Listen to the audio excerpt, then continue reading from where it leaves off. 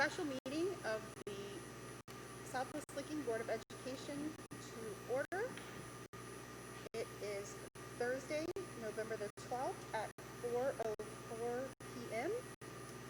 Read the meeting notice. Notice is hereby given that the special meeting of the Southwest Licking Local Board of Education, Licking County, Ohio, on Thursday, November 12th, 2020, 4 p.m. in the Watkins Memorial High School cafeteria, 8868 Watkins Road, Southwest Pataska, Ohio, for the purpose of community input on building a new Pataska Elementary and OFCC Classroom Facilities Assistance Program.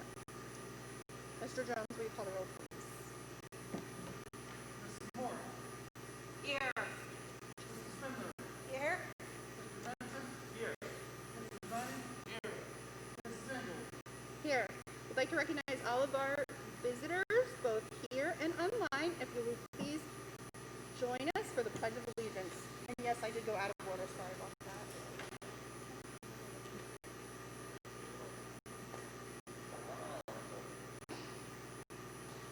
We're on our own. I pledge allegiance to the flag of the United States of America and to the republic for which it stands, one nation, under God, indivisible, with liberty and justice for all.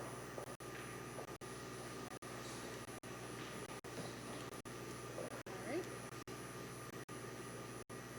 We are on item F, adoption of agenda. We need a motion for the adoption of the agenda. Approval of the agenda is printed. Second. Any discussion? Mr. Jones. Mr. Benson. Speak up. Okay, sorry. Mr. Benson. Yes. Mrs. Spindler. Yes. Mrs. Moore. Yes. Mr. Dunn. Yes. Mrs. Engel. Yes. Item 2A, Teamsters Local 413, request to speak on agenda items. Southwest Licking Education Association. All right, business items. A, community input on building a new elementary in lieu of renovating Pataska Elementary. Okay, so we're going to start with a presentation to kind of share some of the reasons behind this conversation, and then we'll have an opportunity for a Q&A with anyone in the audience or anyone watching at home who'll be submitting questions at that time.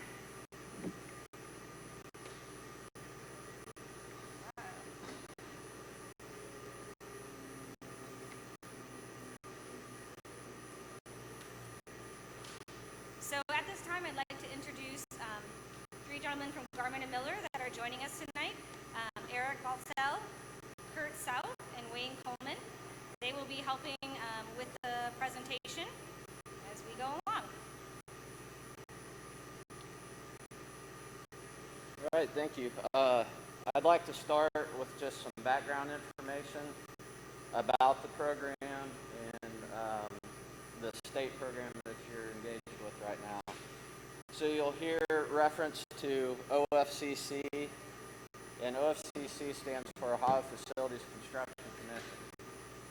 They are the state agency that works with school districts to address educational facility needs. Is that one too okay? Here. All right, keep going. Go ahead. The OFCC develops a master plan for a district. When a district's interested in participating in a state program, they develop this master plan. And one of the first steps is enrollment projections. So they look at birth rates, housing starts. There's a number of different criteria that goes into trying to guess basically what's your enrollment projection going to be over the next 10 years. At the same time that's going on, they're also looking at your current facilities. They do assessments of all your existing buildings. So they're looking at what's the condition of them, what's the structurally, are they sound, what would need to be put into your buildings to bring them up to their standards. So one of the things that may be referenced today is the design manual, the Ohio Design Manual. So they're looking at, they have their set of standards. The state has a design manual, so that's what the assessment's being evaluated to, is their level of standards. So they take those enrollment projections, they take the conditions of your existing buildings, and from that they formulate a recommendation to the district. And that recommendation could include new buildings, it could include renovation additions, or they may suggest, they recommend abate and demolition of some of the facilities. Abate means take out any hazardous materials before you tear it down. And then from that recommendation, the state puts a budget to it. And their budget is based off of a formula they have. It basically comes down to so many dollars per square foot based on their historical data is how they establish the budget. So then from that, the OFCC provides funding for a portion, and it's based on your equity ranking. So every school, every public school in the state is on an equity ranking, and everybody has a different percentage of state share versus local share. They present that to the school, and then you either agree to the master plan or not. If you agree to it, then it's up to you. The next step is to raise your local share. Typically that's through a levy, bond campaign. Hang on, sorry. So the first master plan was 2015. At that time, the enrollment projections by 2022, 2023, they said you projected at 3,915 students. There was assessments completed of your existing buildings, and they recommended that Pataskla be abated and demolished. Now at the time, the board and administration pushed back on that and asked to keep that building. The cost of the project was $105 million, and the state share is 46%. The school district agreed to a master plan. You had a ballot on November 2016, which did not pass. So that was revisited the next time, I think it was 2017 on the next slide. So they do an update to the master plan after so long a period of time in between not being able to get your funding. They updated the enrollment. At that time then in 2017, they said by 2025, 2026, you'd be at 4,250 students. They updated the assessments, and your district had a request in to renovate Pataskla rather than the state recommendation of demolish. The cost of the district-wide upgrades was $114 million. The state share did not change. The district entered into the master plan agreement, and they passed the bond in May of 2017. So when we talk about master plan, that just basically means the agreed upon project. And so what passed in 2017 was renovation of the kindergarten center, which is your preschool, a new high school, the new 4-5, renovation of Etna for grades K-3, a renovation and addition to Kirkersville for grades K-3, the renovation to Pataskla for grades K-3, and abate demolish of the middle school. So that brings us to today and the question of, do you continue with the renovation or do you consider building a new? So, four things. I need this microphone. So, four things that, or five, I should say, that we considered when having this conversation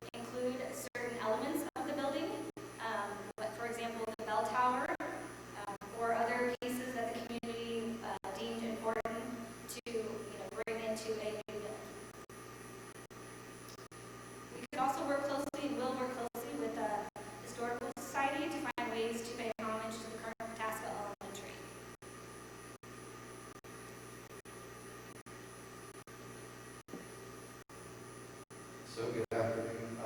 My name is Kurt South, and I'm with Garland Miller. So thanks for having us. And so just wanted to give you an example of some of the work that can be done. You can see the middle of that slide. I'll try to use the pointer to see that. There's two limestone elements that were originally built on their original building. That building was taken down, but these items were salvaged and then reinstalled in a brand new facility. And then if we go to the next slide, this is a Finley school, and this element was on an original building that was also taken down, but we weren't able to salvage the actual material, so this is a recreation, new material made to look old. So we have the ability to do that. Kirk, could you describe what you're pointing to for the people online that can't see your pointer? Oh, certainly. The archway. Yeah. So what I'm pointing to for those who can't see the pointer is the center limestone centerpiece, the entrance arch. That was the main feature of an original building that was taken down, and then we were able to recreate that center arch in the new building. And I'll turn it back over to Dr. Perkins. So the next thing we considered when discussing this plan was space. So just a few examples to share. The existing lunchroom in our current Pataskala Elementary is undersized at 2,100 square feet. A lunchroom in a new building would be sized for our growing student population in 3,000 square feet. Another example is the existing lower level is half underground, and not all areas are handicap accessible. A new building would be above ground and compliant with all ADA guidelines. The existing gym in Pataskala doesn't have enough space for bleachers. It's currently 2,800 square feet. A new gym in a new building would have space for bleachers and would be 4,000 square feet. A new building would also allow for additional parking that would have less impact on neighborhood traffic. The new building could be located toward the back of the current property to allow for parking in the front. Understanding when that is in here, though, that's only if the current building was to be taken down. And due to classroom and plumbing constraints, kindergarten classrooms would not have restrooms in the renovated building. A new building would allow for large classrooms with built-in restroom facilities, and that's currently what we have in our current kindergarten classrooms at Kirkersville Elementary. And then finances. So a lot of questions have come up regarding what has changed and where we are at financially with this project. So the master plan budgets are over 3 years old, and it's not a current reflection of the current construction costs. So we're at the place where we're going to be forced to reduce the amount of items that will be replaced in the renovation, or we're going to have to go back to the board to ask for additional funding for this current project. The existing fire alarm system budget is $44,629, and due to a change in the building code, we would have to have a new budget, which represents significantly more money than expected. So these are just a few examples of things that are going to cause a financial strain on the renovation project, which also brought us to consider doing a new building. And then just so people are aware, or so you have an awareness, over the past 20 years, Pataskala Elementary building has totaled more than $4.5 million above expected expenses and renovations. To minimally renovate Pataskala Elementary, the cost would be $11 million plus an additional 12% due to increased construction costs. To build a new facility, the cost would be $18 million, and our taxpayers would not have to contribute any additional funds to this project.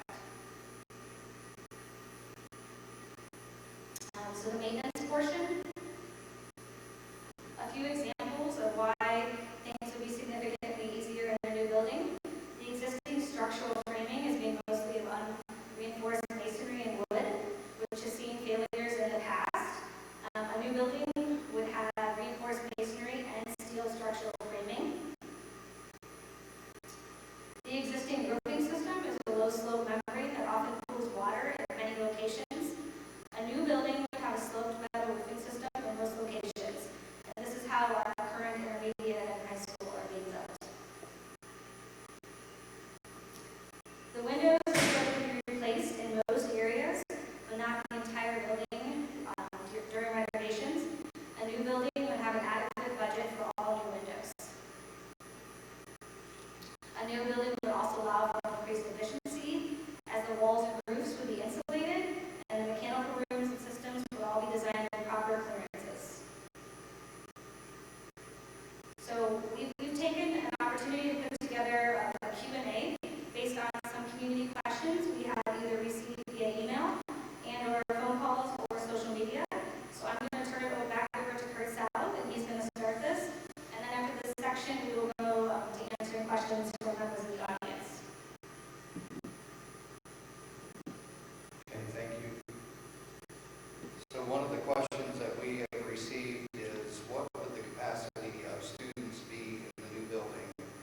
And the answer to that is on the next slide.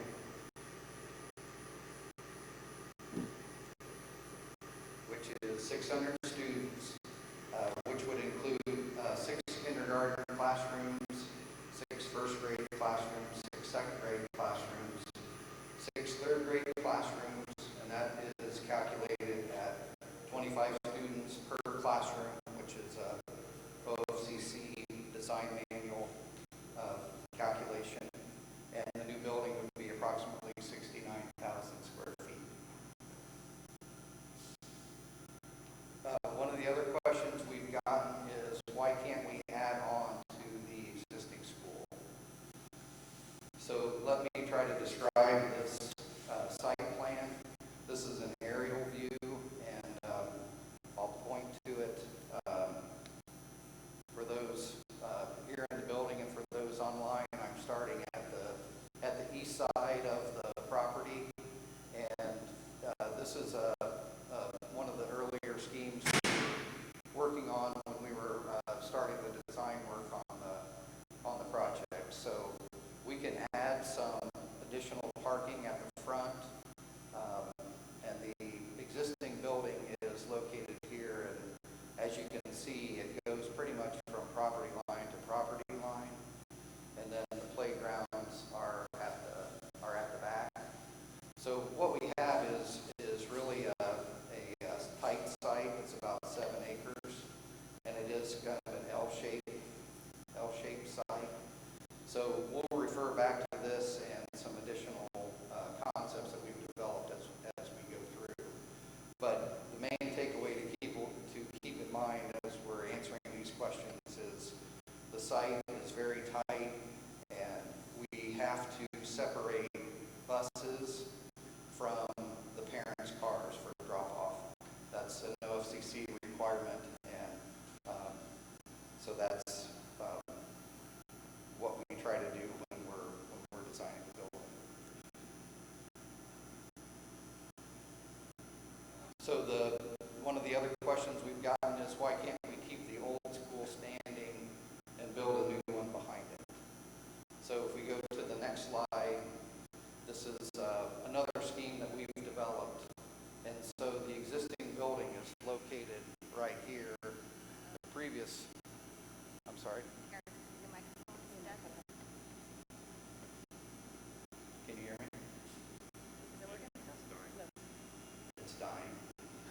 We do have some batteries over there. I'm sorry.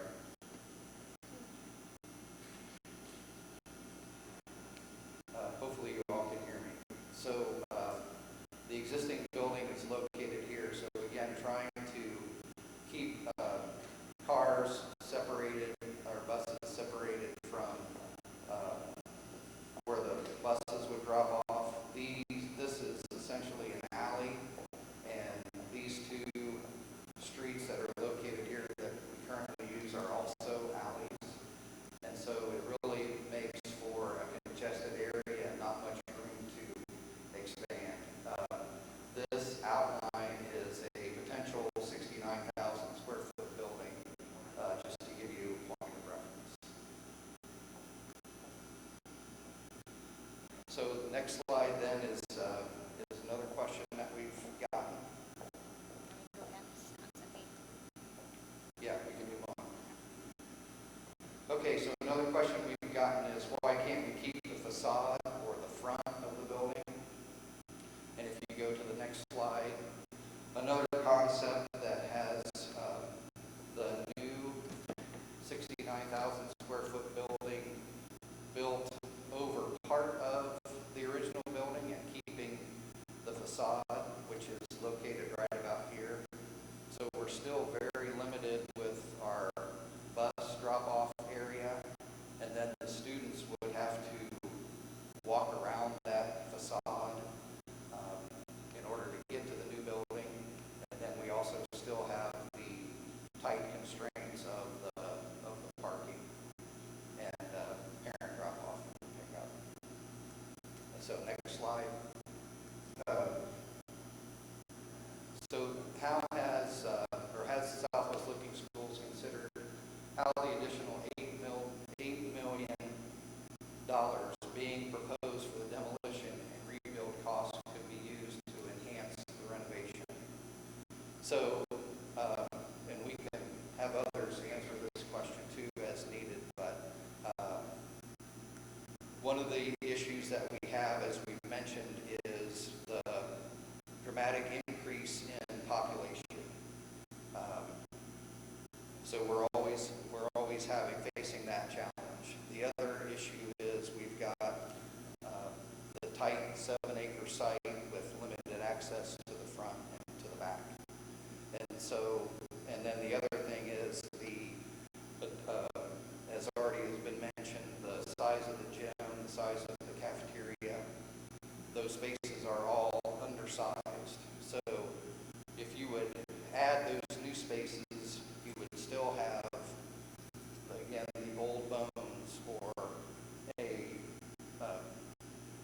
student dining existing one that you would have to what's called reprogramming in the state OFCC world.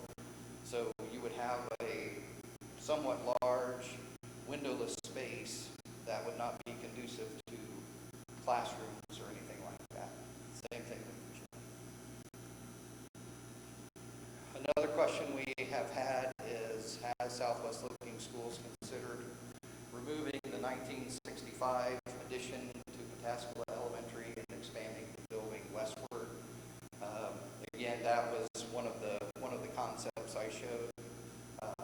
It's just we still have the same issue of increased enrollment, the tight site, and being left with the old bones and the undersized spaces and reprogramming. Another question we've gotten is, has Southwest Looking Schools considered the additional $8 million could be used to expand the capacity of Etna Elementary, averting the need for a fourth elementary building as outlined in the Pataskala demolition project? So the Etna project has already bid. It's scheduled to start with renovations in January of 2021. So we're essentially too late to do anything with expansion of that, and it's not included in that the budget that we have. Another question we had was has Southwest Looking Schools investigated a surgical demolition of the 1955 and the 1965 sections of the current middle school, preserving the 2001 structures for use in a fourth elementary school?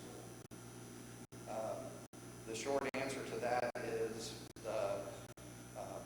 that existing building is scheduled to be demolished in its entirety, and the budget is based on removing any hazardous materials that are in there and taking the building down completely.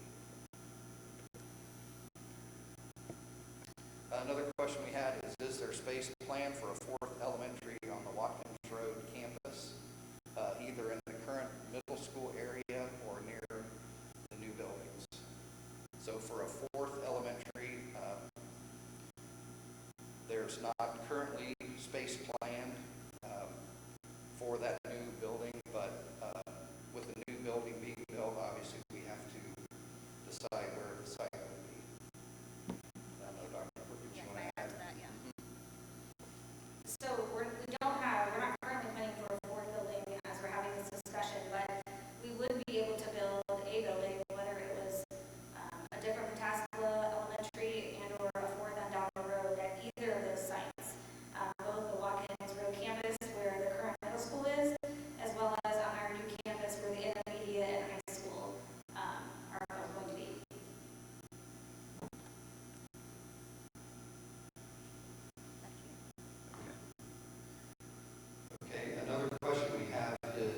the school district identified any unexpected issues with current Pataskala structure in the time since the building master plan has been created. So as far as identifying any unexpected issues, there haven't been any recent issues, but we have had some issues with the 100-year-old plaster falling, and we know that we've had other issues at other buildings in the district, so that's always something that is going to happen with an older building. And then next question is, did the initial idea to demolish Pataskala and rebuild come from the Southwest Licking Administration, representatives from Garmin Miller, representatives from Robertson Construction, or an unknown party? And the simple answer to that is that was what was originally proposed in the original master plan from the state for the Pataskala building. And although that was originally proposed and the board at that time went a different direction, I brought the idea back up to the board based on our current enrollment and my concern for our growing population. So that is it for our portion of the Q&A. So at this time, Mr. Davis, do we have anyone in the audience signed up to ask questions? I didn't know if I had a question, but I do. Has there Do been you mind coming to the podium so you're on? Yeah, you need, so the online people can hear you? and I'm going to ask that anybody that comes in to speak, please give your name, your address, and then speak, and we'll probably run this the same way we do in normal. Okay. Speaking, so you'll get 5 minutes, Is there a microphone here? and This think one's she's back. got Yeah, to Tanya. so Mr. Jones will keep time for us, okay? Move back.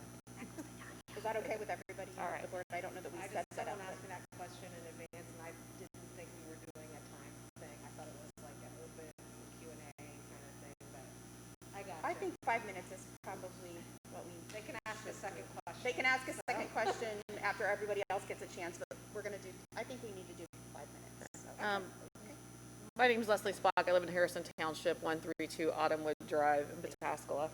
My question is, you showed some pictures in the beginning of where you've taken pieces of the original school and incorporated them into a new facility. What's your vision, or has there been thoughts or, maybe rough drawings of what pieces would that incorporate, how much of it would incorporate it, and do we have pictures or thoughts or plans of what the new building would look like, where it would be located on the property? Can we get into more detail, or are we just here to make the decision on what we're going to do? I feel like those kind of information is important for us to make a decision as a community. That's all I have. So I'll say something first, Leslie, and then Okay. Robert Miller can respond. And tell me, Jeff, if you can't hear me. So a lot of those decisions haven't been made because we're too early on in the process. This step right now is to get community input and to see how the community feels about the potential change to the plan. So in my opinion, it would have been premature to start planning, what does that building look like? What parts can we incorporate until we know, kind of what the community feels about the change to the plan. So that answers part of your question. I don't know Yeah, if they want to jump in. I'll add to that. I don't know if I'm close enough to the mic here. I know I've heard that the bell tower, there's some people that like that look and would like to keep that. We could certainly, we can analyze it structurally to see how much original material we could keep, but you can certainly replicate. If we can maintain the original, that's an element that maybe moves over. We could certainly look at, if nothing else, replicating, the front appearance. One of the site plans that Kurt showed with a 69,000 square foot building, that is a concept for the site layout. So we have a general idea of where it fits and how the site circulation would work, which is a really important part, keeping the buses and parent drop-off separated for safety of students and staff, and that's really what drives the location of that building. So you envision maybe it being towards the back of the property then? Yes. Okay. It would about have to be in order to get the site circulation and parking that you need. Okay.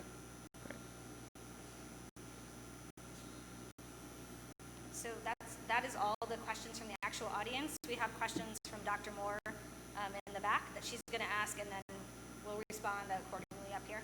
Sounds good. Okay? Okay, this question comes via text. It says, when Hamilton Local Schools did this a decade ago and they built the new building, they had to use census data, which only showed an increase of 10 students over their current population. It did not take into account the housing communities being built.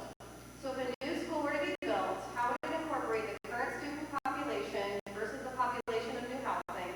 And how would the construction of the new elementary school impact the teacher-to-student ratio and the overall comfort of student populations, such as heating and air conditioning versus what exists in the current elementary? You want to go first? Do you want me to go first? So I'll speak to part of that, and then I'll let Garmin and Miller talk about the other part. So the component about teacher-to-student ratio, that is a negotiated item per the negotiated agreement that the teachers union works on with the administration. So currently our K through 3 population is a 23-to-1 ratio, and that's what our agreement has. So that does not change when you're building buildings. The OFCC does build for 25-to-1, so they already have built-in growth. That's part of their master plan. So all the classrooms will be built for 25-to-1, understanding that our current capacity is 23. Do you guys want to talk about the other part? You want to talk about the enrollment? It's for 600. Yeah, so, Kurt, come up here so they can hear you. okay, hopefully everyone can hear me. Just talk loud. So from the enrollment perspective, so OFCC uses a enrollment consultant to analyze the housing starts and the birth rates and death rates and all of those components. And so those numbers originally were the 459 that we've mentioned before. So our new building now we're planning for 600 students. So as that slide said, 600 students, 6 classrooms per grade, 25-to-1 student ratio, and the 69,000 square foot building. Yeah, so there is some room for growth built in there, and I think I heard something about systems like HVAC. With the new building, you're starting from a clean slate, so you're limitless for the most part within your budget of what systems you would put in and what those look like. In the existing building, you have certain structure you're dealing with from floor to ceiling. There's limitations on HVAC-wise, what kind of ductwork, what kind of system you can put in. You're much more limited in an existing building. So that's something else to consider. Okay, we have another question submitted on our website. Dr. Moore. Dr. Moore, I'm hearing that people online can't hear you because of the hallway echo, or you're far away from these mics or something. Yeah, come up. I'm sorry. And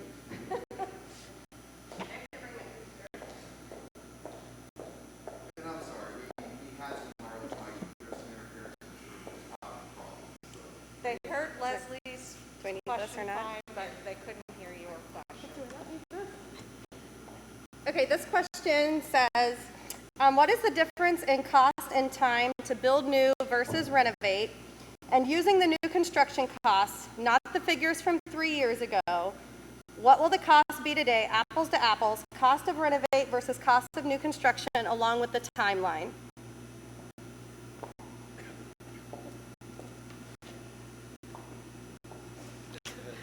I'll speak on the timeline. The renovation was slated for basically 1 year for the renovation design. For a new building, we are anticipating about a 18-month, so about an extra 6 months construction. A lot of that is because one of the biggest pieces with a new building is getting your site developed. You probably saw that with the high school and elementary. It takes a lot of time to get that all prepped and get all your underground utilities in. So the construction will take another 6 months. The cost was, we talked about the 11 million to renovate is what's budgeted, and the new is 18 million. Was that the question?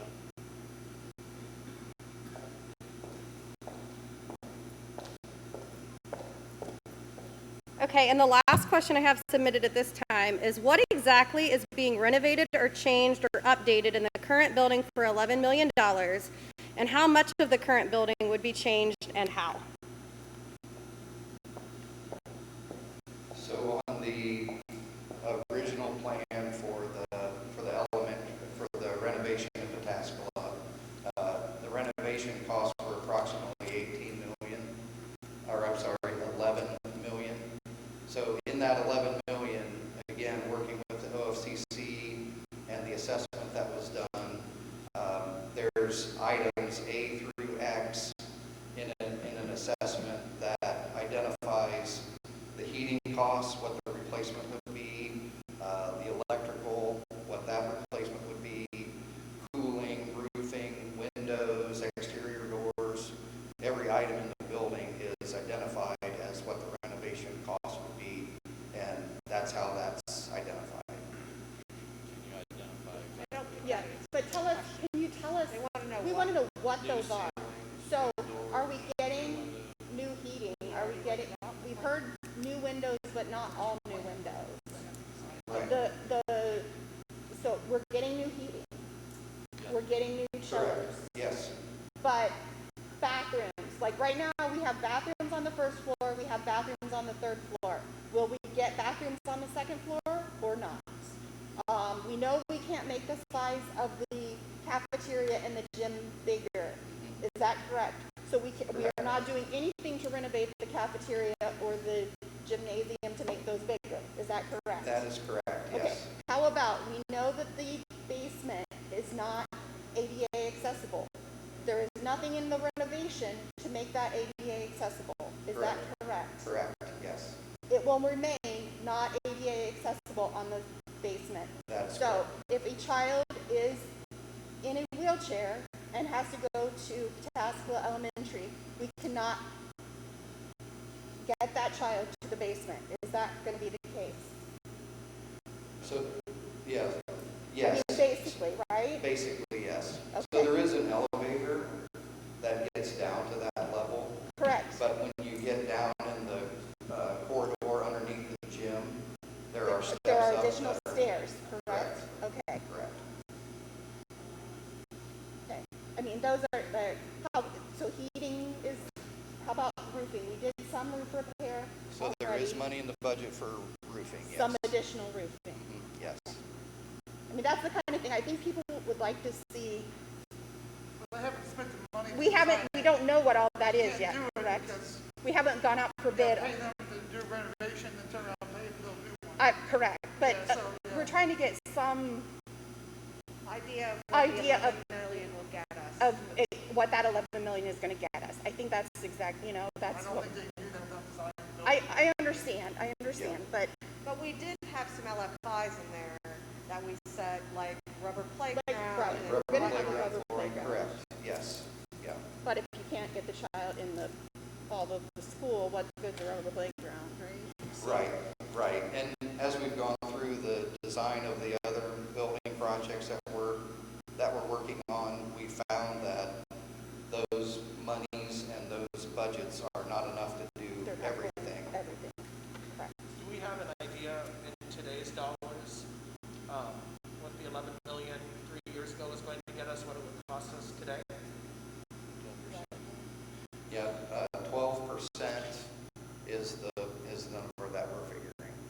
12% more, 12% more. Of the 11 million. right. So that's, I've got a calculator right here. Thank you. I want to use my calculator. Yeah, give us the number, Doug.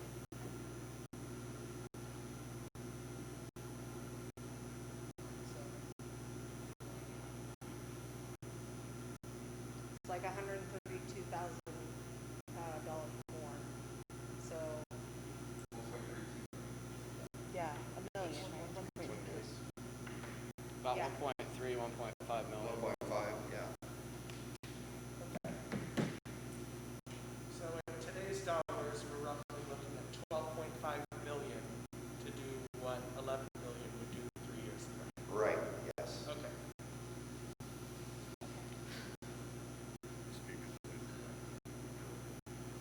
Dr. Moore?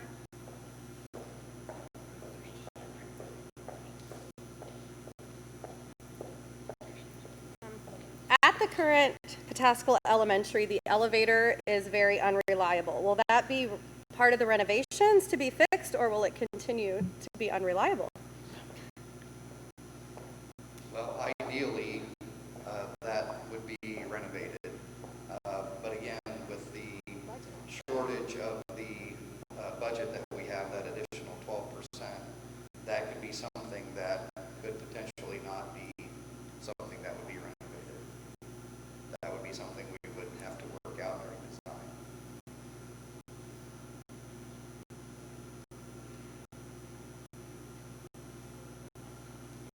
So if we did 18 million like we were discussing for a brand new building, Right. what would 18 million bring us in the present site? 18 million as far as a new building?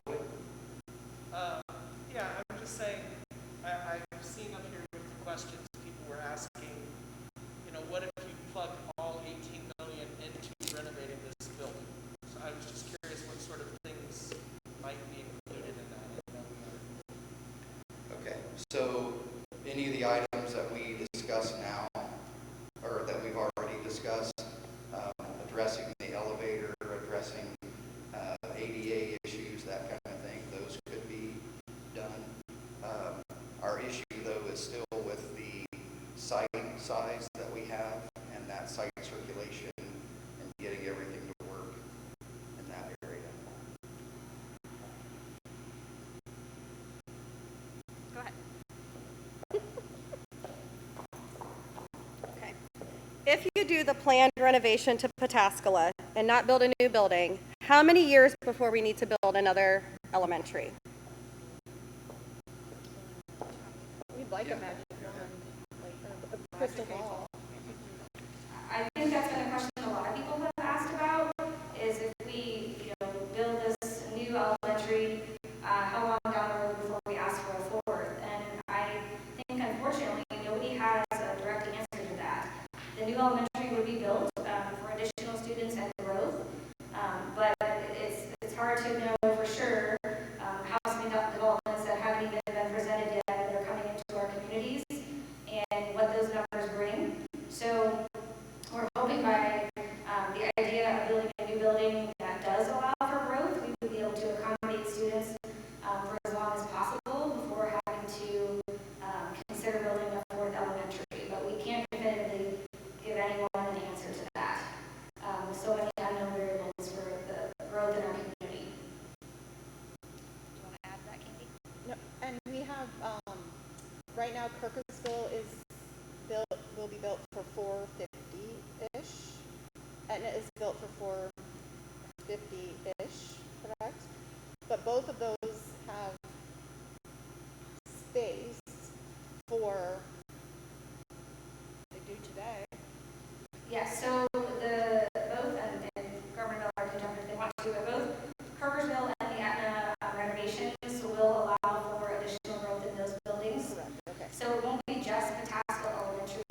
If we were to build a new one, that would have room for growth. Correct. So we'll have additional growth throughout the school community. Thank you. Obviously, a new build allows an opportunity not just for the class sizes, but for the cafeterias and the gyms and the common spaces. That's what. Do you guys want to add? Is that No, that's fine. ready for another one? Okay, this question is for Garmin and Miller. Can you give a projection of future repairs that will be needed to Pataskala?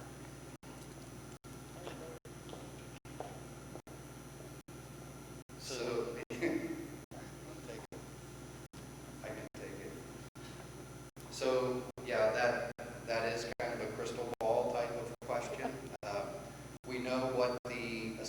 assessment that was done a few years ago told us what the deficiencies are. So those deficiencies are not going away. So if nothing is done, those will continue to still need updating or still needed repair.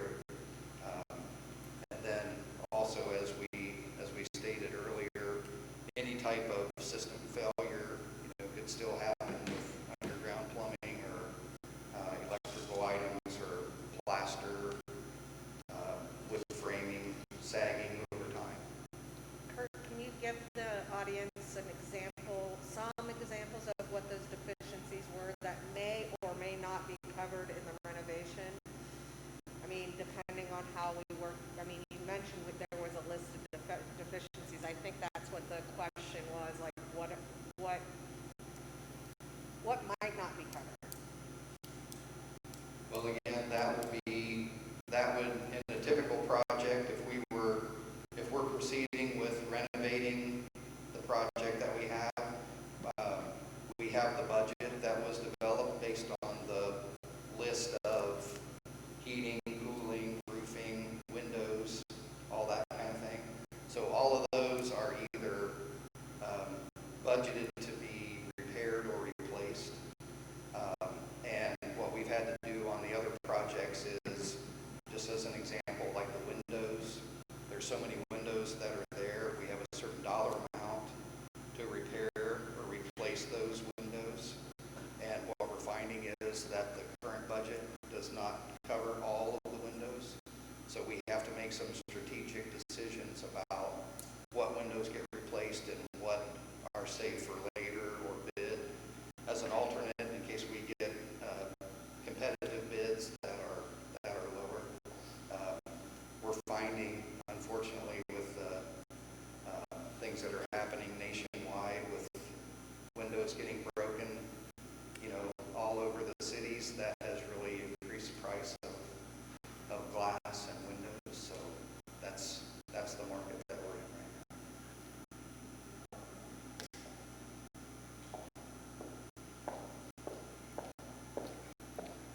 Part of the concern with the current plan is the tearing down of Pataskala Elementary. Can we leave the building standing since it is loved by the community and just build on a different site?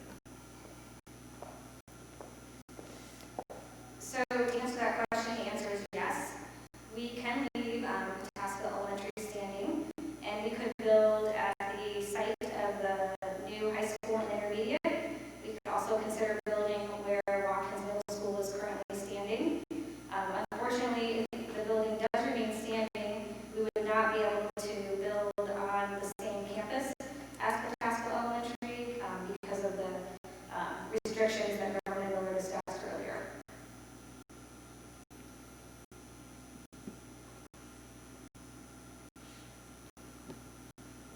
Are there any other questions, Dr. Moore? How about the board? Does the board have any questions? Vanessa, as we go. Okay.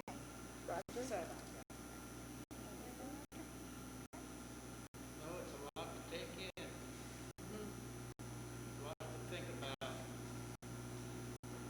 It's in my mind, it's a question of thinking from the heart. Obviously, my parents graduated from there. My dad played six-man football back field. So there's a lot of good memories. That makes it more difficult, I guess, and that's what the community really, I think, is looking at right now, is all the memories and the nostalgia of that great big old building.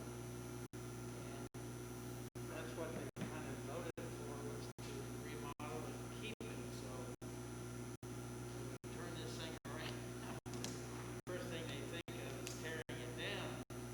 I can understand their frustration and their concerns. So we've got to somehow tonight decide what's best for our kids. And that's what I've always, 27 years on the board, has always been what's best for the kids. But this makes it a difficult decision here to decide what's best for kids. I guess best for kids would be to build a new building somewhere and have a more modern, updated building. I know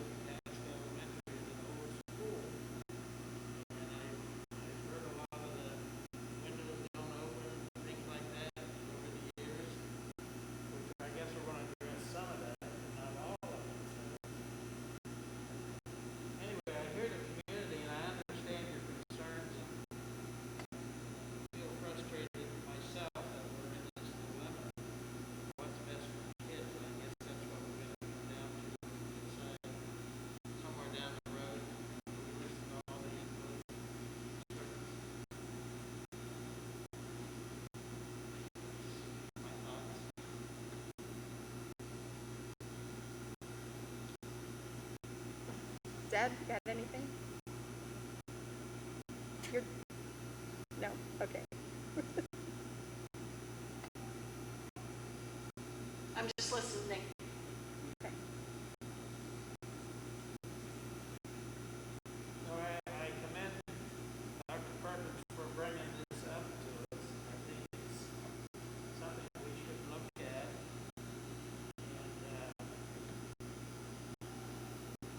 And this makes it a tough decision where we go from here, what's best for our kids and our community. So we'll have to keep discussing it, thinking about it, I guess. Kids will make a decision. That's all we can do. I have a procedural question. When we start the next round, will Dr. Moore repeat the same questions that came in? So if a new listener is listening now, they'll get the information, or listening next time, they'll get the Q&A from this first question, or will we publish all the Q&As after the fact? Yeah, From all the intent was to sections. publish all the questions tomorrow and put that out via both email and Facebook, so everybody who's not, on tonight or present would be able to read all.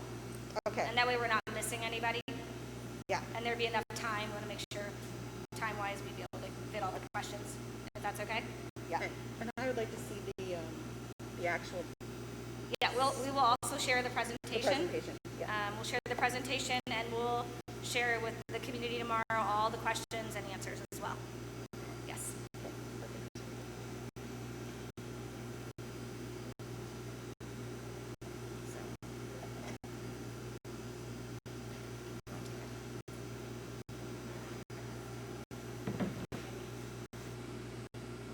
What's the timeline again? I know we talked about it briefly at our last meeting. What's the timeline again for having to make this decision? As far as, are we building a new school on that site, or? Are you asking Garmin and Miller or asking me? Who Either are one. you asking? Probably Garmin and Miller, don't Okay, you think? fair enough. I didn't know. Am I Yeah. answering or who's answering? I would You guys think want maybe, this? maybe Garmin and Miller, right? You asked what was discussed, I guess, the sooner the better. Yeah.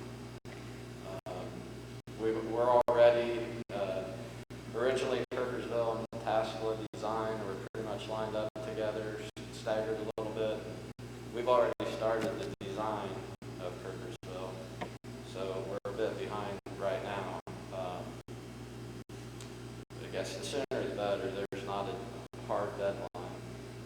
Eric, am I correct though in assuming that if the sooner the better is to keep things close to on track with our current building with the current master plan, that there's still room if we wanted to potentially extend the date of that completion to, we wouldn't have to be forced to make it, a change to well, I didn't think we were making a change today anyway, but the longer we wait just extends the end of the project kind of thing. Correct, yeah. Regardless of which way we would go. Yeah. Yeah. Yeah, Okay. there's a number of moving parts. Yes. Because we're dealing with every building in your district, so there's a plan in place for when students move to different buildings, when they move out of Yep. Kirkersville and Pataskala, so that construction can begin. And there is a window of time that a decision needs to be made in order to not extend Right. everything out. It's not like, what I meant was like we could we could delay a decision, but all that does is delay the end date, the end game. Yeah, Yes. okay. Maybe just to add to that, the OFCC has several different meetings that they have to have based on your decision.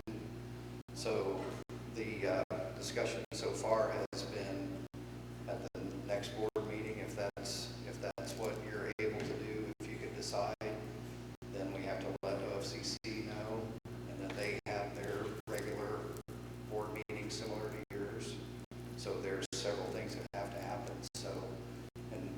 work with you to maintain the schedule and that type of thing, but it's not, there's more to it than just the school district saying we want to go one way or the other.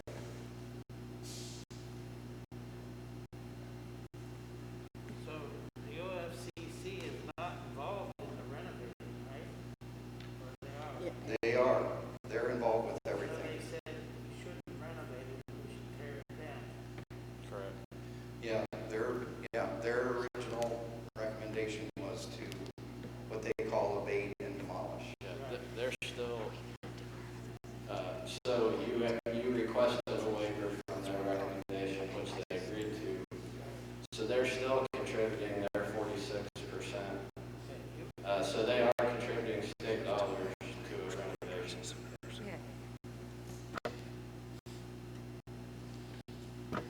So is the next board meeting too long? It's next week. The plan was never to approve it tonight. No, It no, was to no. get feedback, Yeah. discuss it at the 19th board meeting. Yeah, absolutely. So that was the plan, just tonight's just feedback from the community, that's all it is. Right, I understand that. And then the 19th is when the board can make a decision of whether or not how they want to proceed. So we do have another meeting next week. Yes. Yeah.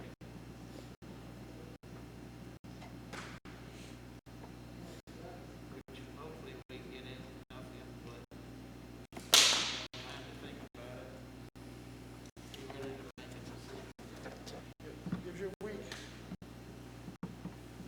Would that be acceptable with you guys? Yes.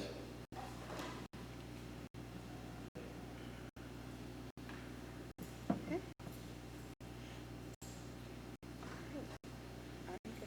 I'm gonna call for a recess, She has a motion. if that's all right. You need a motion? Do we need a motion for that? No, just that call it to do it, just come back. We have to call roll, or? You say we're recess, and we do a roll call. Okay, we're recessed, and we're gonna recess for about 5 minutes. Another question, or am I about on my time? Can you wait 5 minutes as I just called recess? She'd have to wait through the whole other presentation if we did that. Oh, you would, yep. Okay, I'm gonna unrecess. Go ahead, come on up. That's right. I forgot. Yep. I just have a thought and a question. You know, when we passed the original bond, it was based on the trust of the community, or this portion of the community where this building is, that to be, if it's financially feasible and you guys all make the decision to tear this building down, are we in a time crunch where we can't bring the community back to say, you know, you guys draw plans up, the community can have input of what they want it to look like? Is that even possible to maybe gain that trust back? So, I mean, I feel like we're rushed on this decision, and I feel like it would be, if we can maintain the, I don't know, support of this portion of the community to have a little bit more input to what the school would look like. That's why I was kind of a little disappointed. I understand that we didn't want to move forward without, you know, having a decision in place, but I feel like we owe it to this part of the community to maybe have a little bit more input, along with the Licking County, what do you say, Historical Society, or the Pataskala, if there's one here. I just feel like I want to bridge that so we're not a divided community on the final decision that we make. Yeah, no, it's a great question. And from our perspective as the designer, there is time to engage the community, get feedback. It takes about a year to design because we're working in conjunction with the contractor. So along the way, as we are designing, they are estimating the design and making sure we're staying on track. So it takes some time to pull that all together. We would have time to have some sort of community review and feedback. Because I have to admit, when I saw the pictures of what you've done in the past, really piqued my interest. And if we can bridge the past with the future and try to make everybody feel okay about the decision moving forward, I think that would go a long way with the community. And I just feel like there's still going to be some animosity or upset because we don't have that, because we can't see the vision. All we're seeing is we're tearing down one building and building a new one. So I think that would have been helpful tonight, but I understand why that couldn't be. So we didn't want to jump the gun before the decision was made. So, Yeah, there's time thank you. for that. It's a great suggestion. Yep. Thank you, Leslie. And also, the decision has been made to tear it down.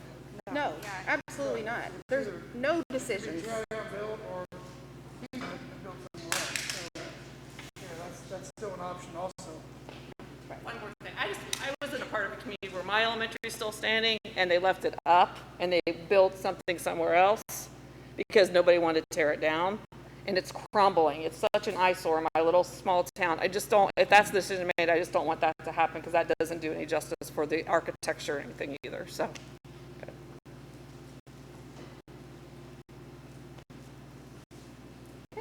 All right, any other questions? You can come up. Come on up. Come on up. Oh, It's not really a question. Well, it's not really a question as much as. oh, state your name first. Oh, my name is Christy Mead. I live at 245 Hillview Drive over at Etna. Okay, thank you. Actually, it's Reynoldsburg, but you know how that is. Yeah. I am the incoming president for West Licking Historical Society. Okay. So I guess I want you to know who I am, Wonderful. so that I can somehow, I have a number of, part of the Historical Society is very emotionally attached. I guess I identify there. And where I grew up is not very different from Pataskala in size. And I saw a building get torn down that I was attached to generationally speaking. So I understand coming from where I grew up. And I guess there are people who are very frustrated emotionally. So just to know that I want you to know who I am so that I can communicate to them. And of course they are, because of age and health and this lovely time we live in, not able to be here. Otherwise they would be here being very active. I just want you to know who I am so that we can, because I'm right here in Pataskala. So it's more not really a question, just kind of introducing myself. So Thank you. Thank you very much. Nice to meet you. Nice to meet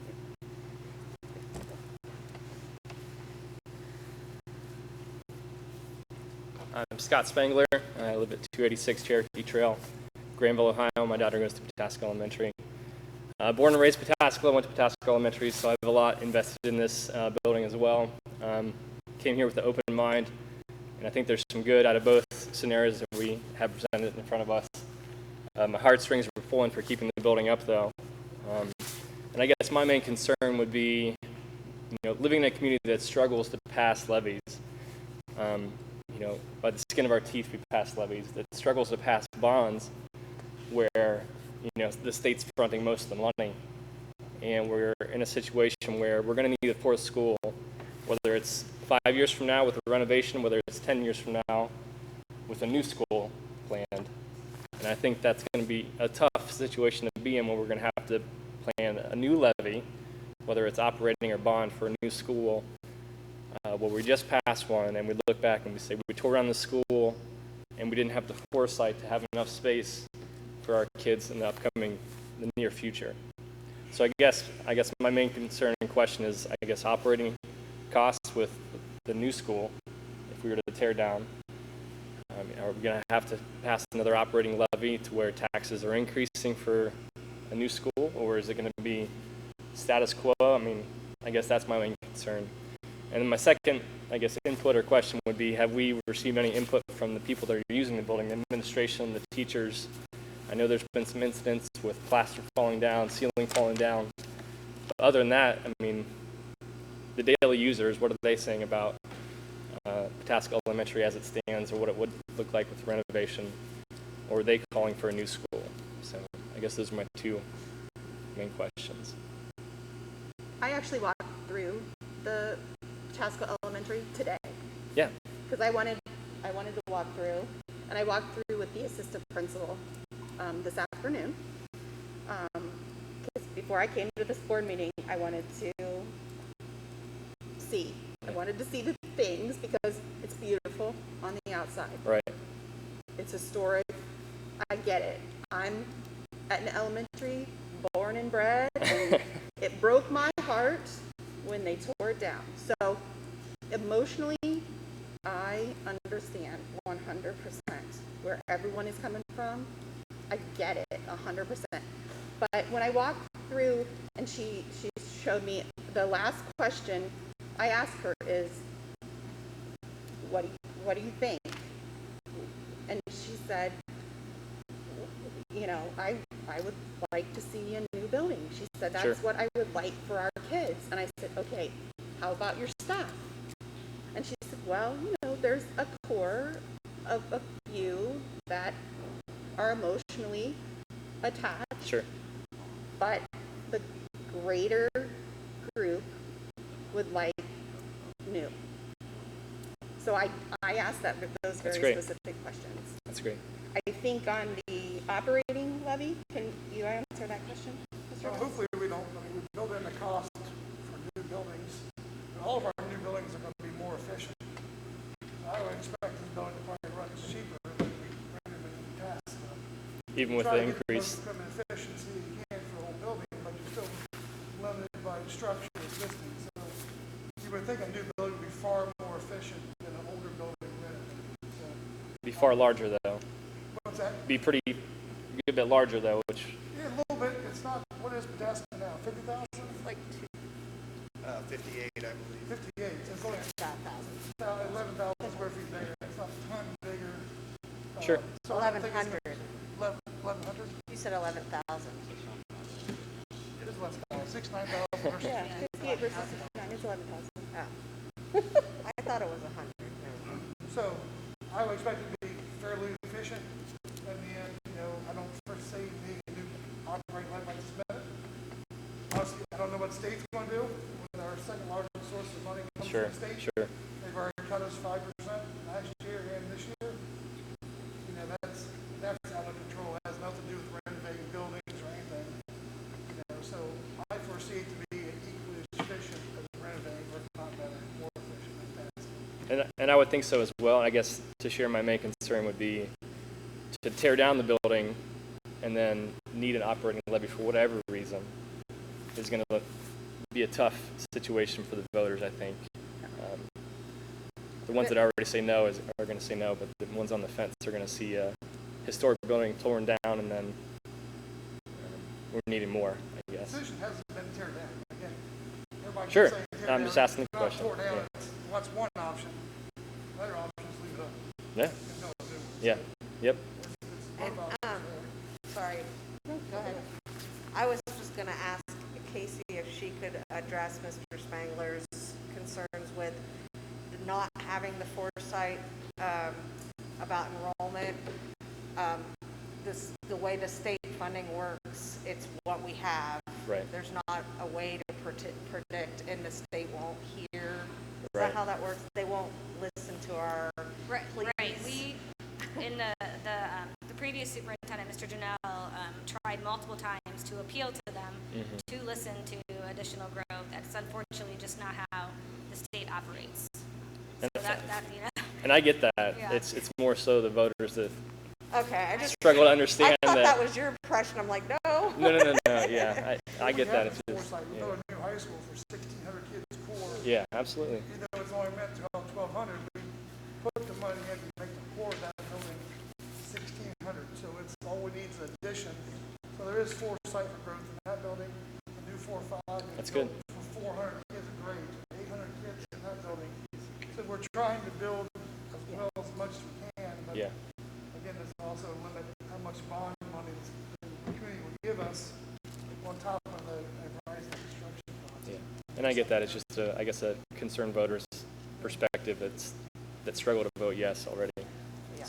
Yeah, I think if I could just add two things to consider, I think it's important to understand, one, with the maintenance cost, that's a requirement in participating in a state program that a 0.5%, half mil equivalent needs to be set aside for maintenance.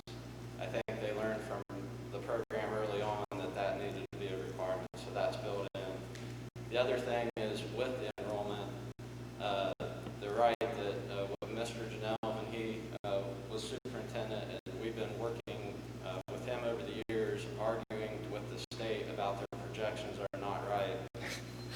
unfortunately, the formula that they use, they only look at housing starts that are on the books. You Right. can tell them all day long, hey, I know that 500 acres across the road will eventually be a housing development. But until certain things are in place, they will not count that as future growth. So there is a time when it would kick in that they would reconsider, and I think it's 15% growth every year for 3 years in a row, which you're not quite there, but when you're a district of 4,000 students, even a 10% growth, that's 400 kids. I mean, that's almost a whole building. Yeah, it's a new school. Yeah. So, yeah, we've been trying to lobby on the district's behalf, but the state's pretty strict about what their standards are. Sure. Thank you. Thank you. Thank you.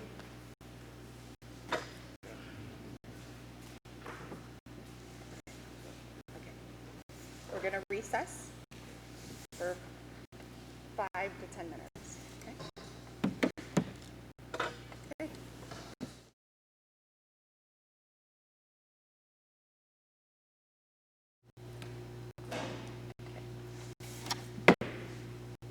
We are returned from recess at 5:32. Mr. Jones, will you call the roll, please? Mrs. Moore, Here. Mrs. Spindler, Here. Mr. Vincent. Here. Mr. Zani, Here. Mrs. Engel. Here, we have a quorum. We can continue. We are still on item 3A, community input on building a new elementary in lieu of renovating Pataskala Elementary.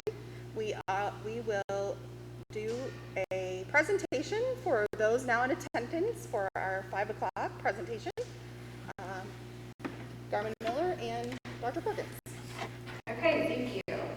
So for those that are just joining us in person and online, let me take a moment to introduce those that are doing this with Garmin Miller, Eric Balsell, Kurt Stout, and Wayne Coleman. They'll be helping with our presentation tonight. We'll do the presentation first, followed by our own Q&A from questions that were submitted to us prior to tonight. And then we'll go ahead and turn it over to questions from the audience, either online and or in person. So I'm going to go ahead and have Garmin Miller start. Thank you. My name is Eric Balsell. I want to start with just some background information. You'll hear throughout reference to OFCC. That's Ohio Facilities Construction Commission. That's the state agency that works with school districts when they want to participate in the state facility needs program.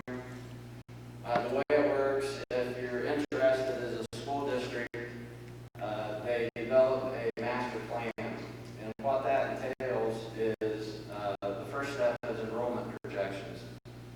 So the state has a formula where they look at birth rates, they look at housing starts, there's a number of things they look at, and they try to project over the next 10 years what's the enrollment increase, or it could be a decrease. Sometimes it's pretty stagnant, but what is going to happen with enrollment. At the same time that's going on, they're also doing assessments of your existing buildings. So they're looking at the current condition, and they're looking for things like structural, they're looking at your mechanical, plumbing, electrical systems. I think there's a list of 22, 23 items that they're looking at, and they're rating them and just seeing are they sound to serve your needs moving forward. And in the end, what you come up with after they look at enrollment and they look at the assessments is they provide recommendations for your facilities, and those could include building new, it could be renovations, it could be renovations additions, or they may recommend abating and demolishing. And abating is just referencing removing any hazardous materials before you demolish. And then from that, they develop a cost for the project, and that's based off of their historical data of where costs are, and it comes down to basically a dollar per square foot cost. I think it's important to know, since we're talking about the demolition side, that the state has a standard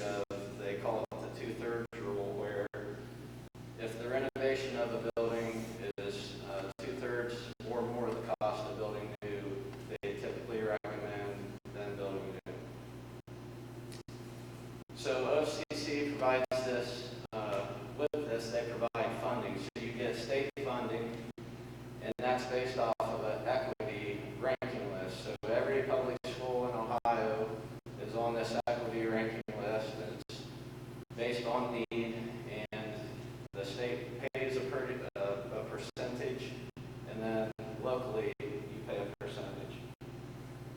So if you agree to enter into the master plan, then the district has to raise their share, which typically that involves going on a ballot for a levy. So for Southwest Licking in 2015, it was when you first entered into looking at what a master plan would look like. The OFCC did an enrollment projection, and they were saying by 2022-23 school year, you would be at 3,915 students. They completed assessments of your existing buildings, and they recommended to abate and demolish Pataskala. And at the time, the board and administration asked for a waiver to maintain the building. The cost of the project at that time was $105 million. The state share for the project was 46%, so the state was paying that amount, 46% of the project. The school entered into a master plan agreement and went on the ballot in November 16, and that failed. So you revisited the program, and in 2017 they did an update. And at that time they went through the enrollment projections again, and they said now by 2025-26 they projected you to be at 4,250 students. They updated the assessments. Again, you still had that waiver to renovate Pataskala. Although the state recommendation was abate and demolish, they allowed you to renovate.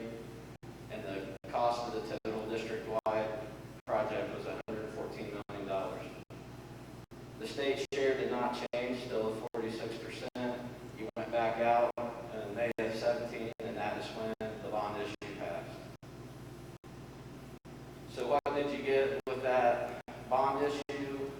The master plan is basically what was in that program that the bond included.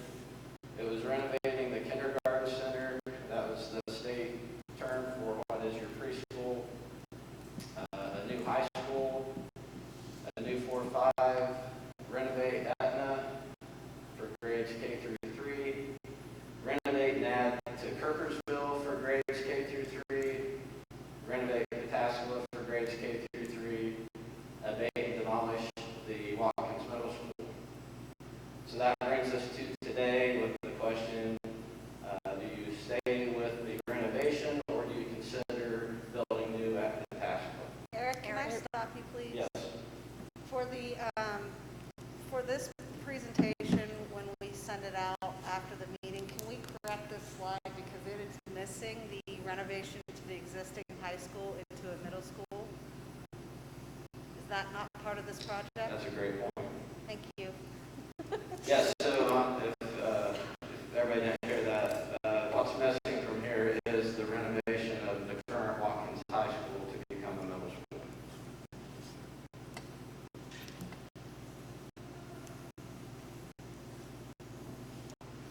So 5 factors that we considered when discussing this topic was student population, preservation, space, finances, and maintenance. So as Eric already said, when the Ohio Facilities Construction Commission projected our enrollment, it was going to be 459 students by 2023. So the school has already surpassed this number 3 years earlier than projected. This gives you a visual of what we're looking at current growth in comparison to what they thought we would be in 2025 to where we're at now in 2020 and 2021.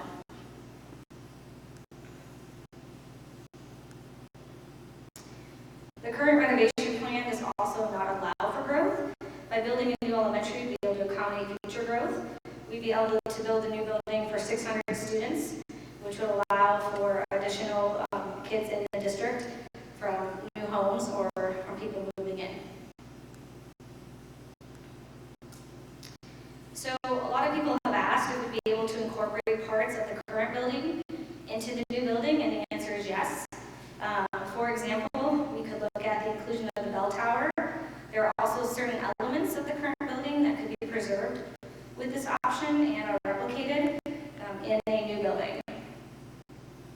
We would also make sure to work closely with the Licking County Historical Society to find ways to help pay homage to the current Pataskala Elementary.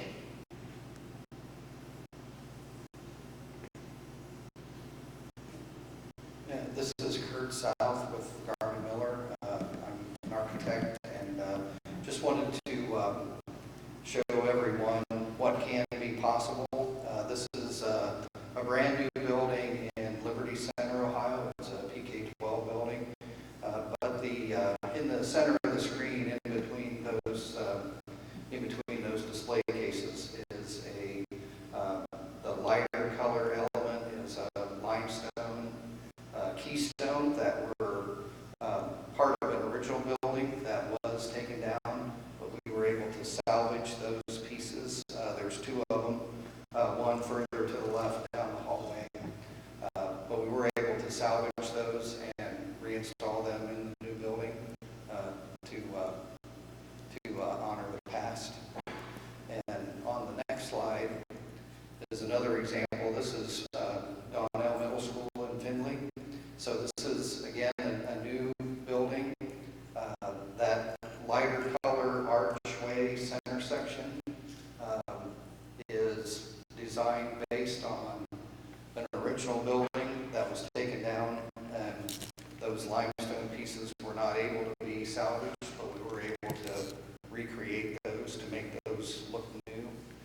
So we do have the ability to either salvage materials that are salvaged and relocated in a new building, or we can make new materials look old.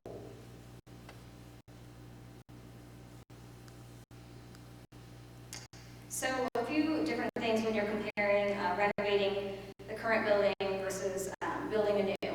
The existing lunchroom in Pataskala is 2,100 square feet. If we were to build a new building, the lunchroom would be 3,000, which would help accommodate our growing population. Due to the location of the cafeteria in the current building, you're unable to expand on that, which is part of why it's not in the renovation project. The existing lower level of the current building is half underground, and not all areas are handicap accessible.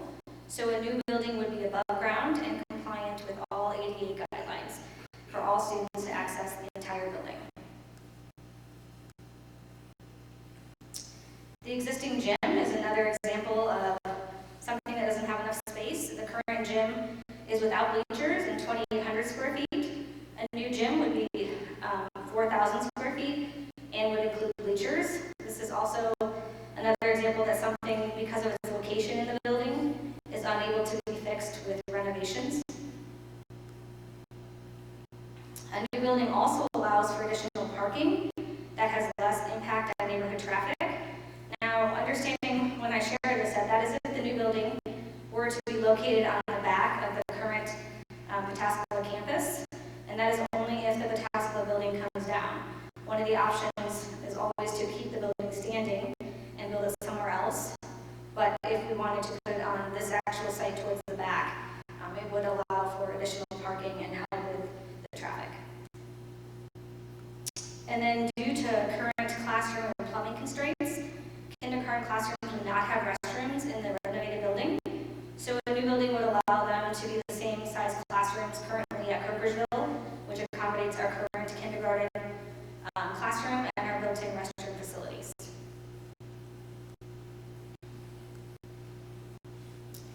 So unfortunately, when you create a master plan, things change over the years from when you first start to where you are at in the present day.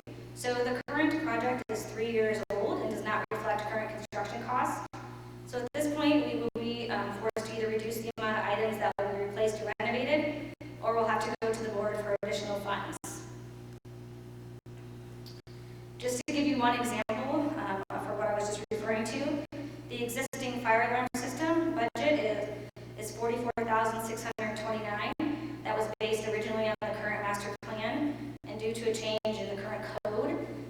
budget is $63,000, which is just one example of $19,000 more than originally expected. Over the past 20 years, Pataska Elementary has totaled more than $4.5 million above expected expenses and renovations. To minimally renovate Pataska Elementary, the cost would be $11 million, plus an additional 12% due to increased construction costs. To build a brand new facility, the cost would be $18 million, and this would not be from any additional contributions from our taxpayers. So when we talk about maintenance and maintaining the building, the existing structural framing is made mostly of unreinforced masonry and wood, which we've seen failures in the past, for example, when the ceiling collapsed in one of our classrooms. A new building would have reinforced masonry and steel structural framing. In addition, the existing roofing system is a low slope membrane that often pools waters in many locations. A new building would have a slope metal roofing system in most locations. This would be similar to the new intermediate and high school. The windows are scheduled to be replaced in most areas, but not the entire building during renovations. A new building would have adequate budget for all new windows. And a new building would allow for increased efficiency, as the walls and roofs would be insulated and the mechanical rooms and systems would all be designed with proper clearances. Okay, so I'm going to turn it back over to Garmin Miller. We're going to work together on a Q&A, and then after our questions, we'll go ahead and turn it over to the audience, both in person and online.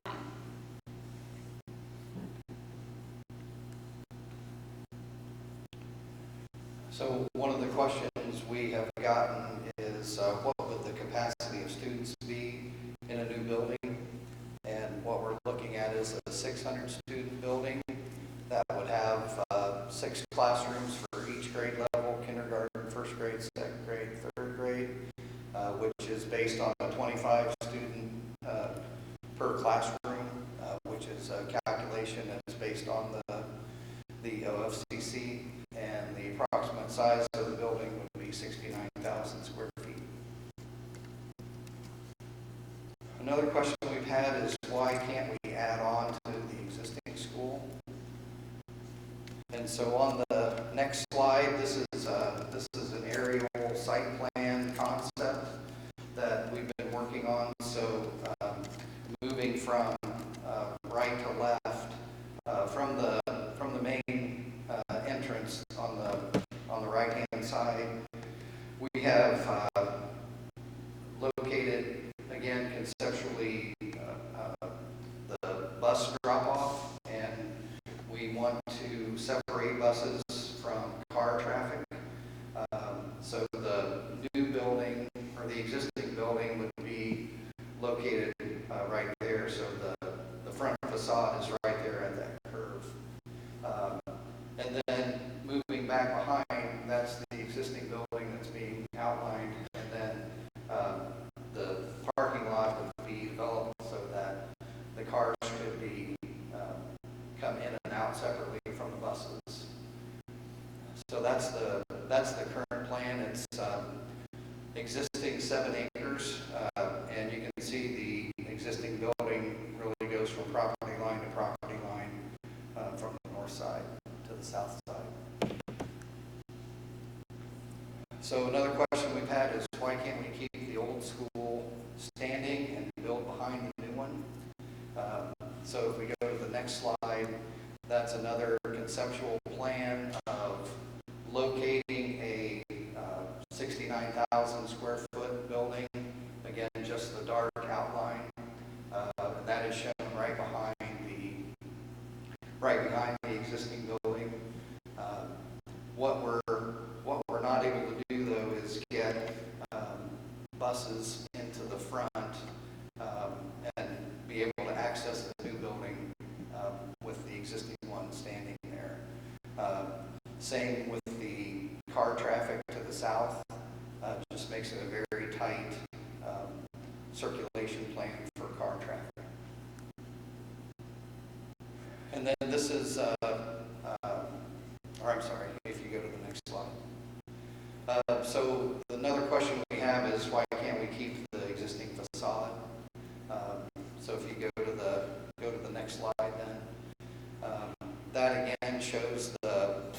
shows the building, conceptual building built over top of part of the original building, keeping the front, but we're still very limited on the amount of bus traffic that we're able to accommodate at the front.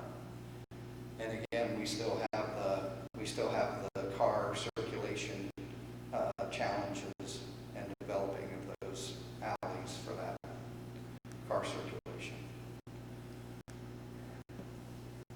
Another question that's been received is, has Southwest Looking considered how the additional $8 million being proposed for the demolition and rebuild could be used to enhance the renovation?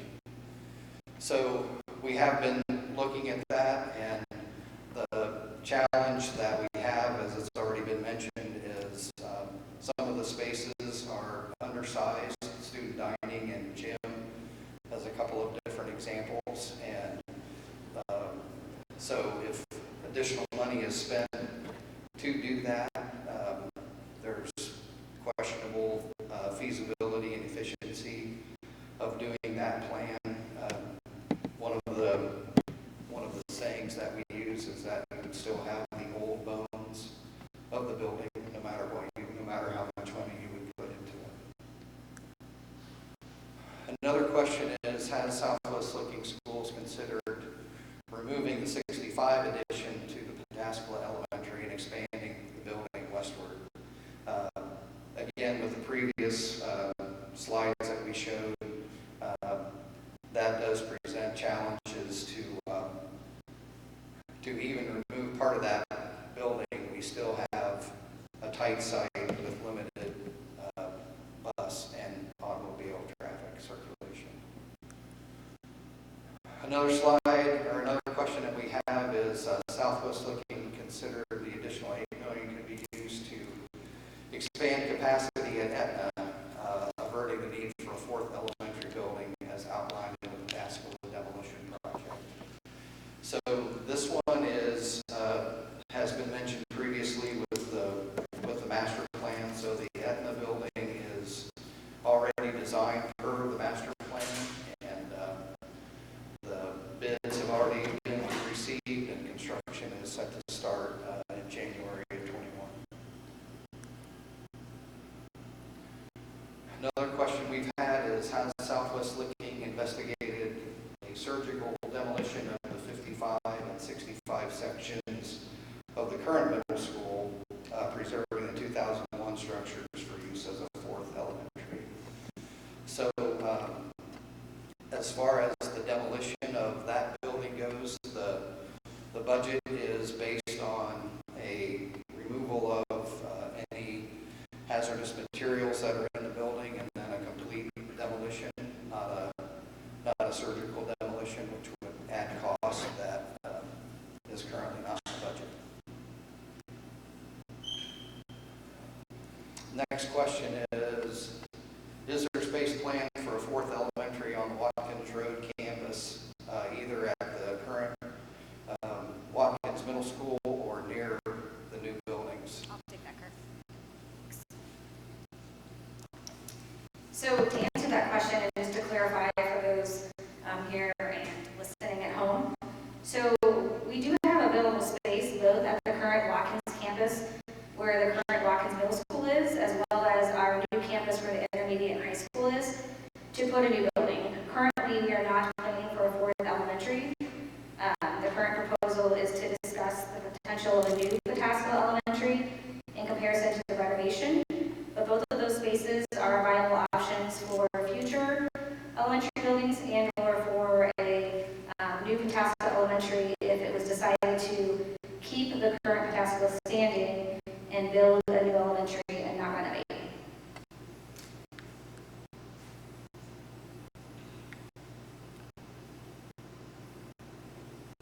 The next question is, has Southwest Looking Schools identified unexpected issues with the current Pataskala structure in the time since the building master plan was created? So there are various things that we do know about the building. It was mentioned previously about some plaster that has fallen off in various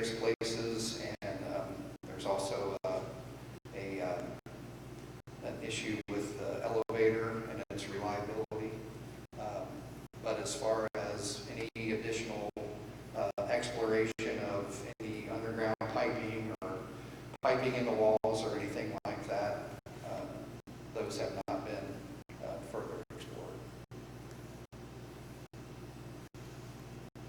The next question is, did the initial idea of demolishing Pataskala Elementary and rebuild come from the Southwest Looking Schools Administration, representatives from Garment Miller, representatives from Robertson Construction, or from an unknown party? And the first part of the answer is that the initial idea came from the original master plan in 2015, where the building did not meet the requirements. And just to add to that, at the time when that was suggested that the building be taken down or not renovated by the state, that idea was not decided by the current board. I brought this issue to the attention of the board recently because of my concern for the growth in this district and where our kids are going to go in the near future. So that's where the idea originated and then was re-brought up by myself. Okay, so at this time, we're going to go ahead and start with our audience who's actually present. If they have questions, Mr. Davis, do you want to? Okay, Mr. Music, we're going to have you come to the podium if you don't mind. Okay, if you'll give your name and just where you're from, and Mr. Jones is keeping time. You'll have 5 minutes to speak, and he'll let you know when you have 30 seconds left. Okay. I won't take 5 minutes. My name is Ross Music. I live at 104 Indian Creek Court. I'm the president of SWL for Kids, which you know for years and years has been the political action committee that supported SWL's ballot initiatives. We know how narrowly we passed in February the operating levy. We know how narrowly the building issue passed in 2017. I think it was 258 votes in the building plan. Would have made the difference. My biggest concern with this plan is if we're talking about the initial discussion, October 22nd, the only community input coming tonight, and a final decision coming possibly November 19th. We've taken a building plan that the community really, I felt, was invested in working together to build with a lot of community input over time, and going so far away from that in less than a month. And I feel like many of us that have been discussing this issue, that's not sitting right. I think that Don Huber's letter that he sent, I think, to everybody here and then shared publicly, said so many of us that were on the streets and going door to door telling the community why this was important, were able to good faith say, yes, here's the plan. They've said this we're going to do, and it involves renovating Pataskala. And I don't think, just having been here for a long time, I don't think that would have gotten those 258 votes in May of 2017 if the plan was to demolish Pataskala initially. So one of the questions that we'd asked earlier was about any unknown issues that have come up in the time between that passing and now. I think that's important because I don't think that the community expectation is unreasonable that no matter what's going on in that building, you have to say that. But looking at a time span of less than 1 month between us finding out about this on Facebook and a final decision coming next week, I don't think that's appropriate. I don't think it does anything to strengthen a relationship between the schools. Sorry. There's I gnats thought you all killed a over fly. the place. It's been a nap. Oh, okay. My head for the last hour. Well, I'm glad you got it. I just lost the pen. I don't think that a decision like this, going through as quickly as it seems to be going, is going to do anything to help build that relationship that anybody who's been around here knows is contentious. And a lot of what we had to do as the ones campaigning for this levy at the end of last year and this year, and the folks who work on the building plan did the same thing, was you kind of had to put your own name and reputation and say, no, you can trust me. They've said what they're going to do. And I think that the day after the the 2017 building levy or building bond passed. The quote from Ben Richards, who was the district spokesperson at the time, said, "The public has spoken. We've told them what we're going to do with the money, and that's what we're going to do." And just because it wasn't this entire board or this administration that said that, he said that on behalf of Southwest Licking Schools. And moving away from the will of the voters like this in a way that seems very rushed and a very big change, and most reasonable people from here, I think, would say that it wouldn't have had that support with demolishing the only historic building left. The next time that my organization, whether I'm involved with it or not, has to go back out and knock on doors and tell someone why they should vote for something, this is going to come up, and it's going to be ugly. And I've tried to remove my personal sentiment for the building because I went there. It was condemned when I went there, so I know what it had been. And seeing it come back, I've tried to remove all that and just say a very specific plan was presented to voters. And after a couple of tries, they very narrowly got that passed.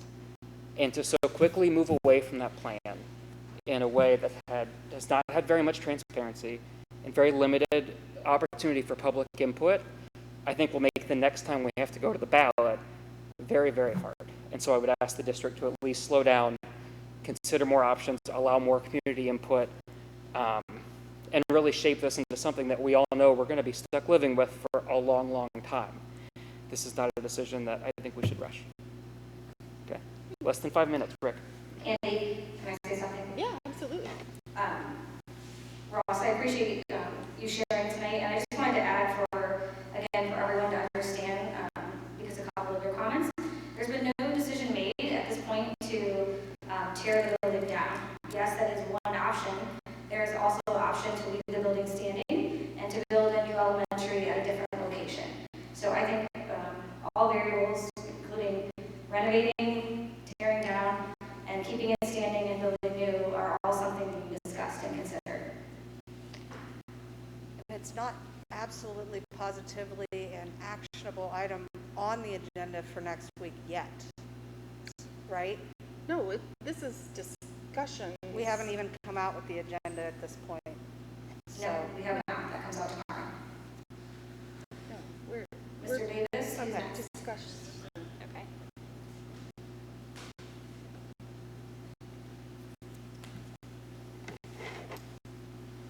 Hi, I'm Jennifer Hickman. I'm a parent of a first grader and a third grader. I'm also a substitute teacher at all three of the elementary schools, and I'm also our elementary PTO president, so I have a little bit of a view of all sides.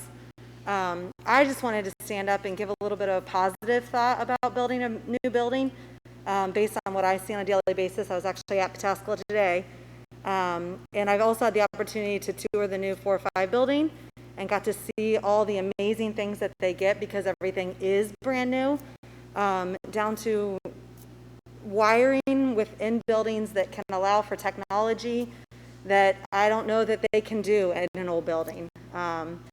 So I just wanted to kind of represent the positive side of things and the part of the world that is thinking that we're potentially putting a Band-Aid on a building if we do renovate it. I know in construction you get into it and there's always more than what we can see. You start digging into walls and there's going to be something else that's a problem and it's going to cost us more money. It's inevitable. Just like when you're building a new building, there's going to be something that costs money that you don't expect.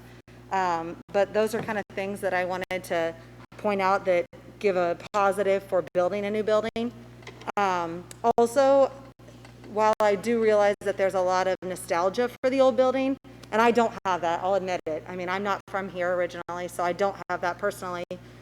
But I would like the board to think about the kids and the fact that no kindergarten through third grader has any nostalgia for that building, but the opportunity for a top-rate education is something that is important, I think, for all of our kids. And I think building goes for that. As I was sitting in the library today, I was thinking about the things that they can do, taking the bell tower over, which I think is an awesome idea. The kids get to ring that when they are on purple, and that is a great honor. In the library, there's a couple posts that every author that's come into the school has signed. Maybe they can take those and move those to the new building. I think there's awesome opportunities to use some of those things and move them to the new building without leaving our students with a building that might crumble. A lot of money. I had no idea until tonight how much money had been put into that building over the years, and I don't think that's going to get better. Growth is also obviously an issue here. Every time I turn around, a field is turning into a neighborhood. I don't think that's going to change, and if we do have to build a 4th elementary school just for numbers, trying to get a bond passed to get that money to build that school, I mean, we're just at it again. I mean, we started those levies when my children were still in diapers, and I was helping with signs then, and it didn't get passed until my oldest was in kindergarten. That's a long time, and that was a lot of work. And I can tell you from being a teacher in the classroom and literally having kids coming in new to our school district, it feels like every week. I feel like at Kirkersville it has been this year.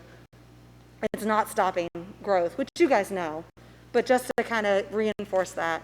And I totally understand where Ross is coming from as far as the promise, but just an also other thing, and I know that I wasn't as involved as him, but I know a lot of people in the community that the conversation between them is, I didn't even know that was part of the promise.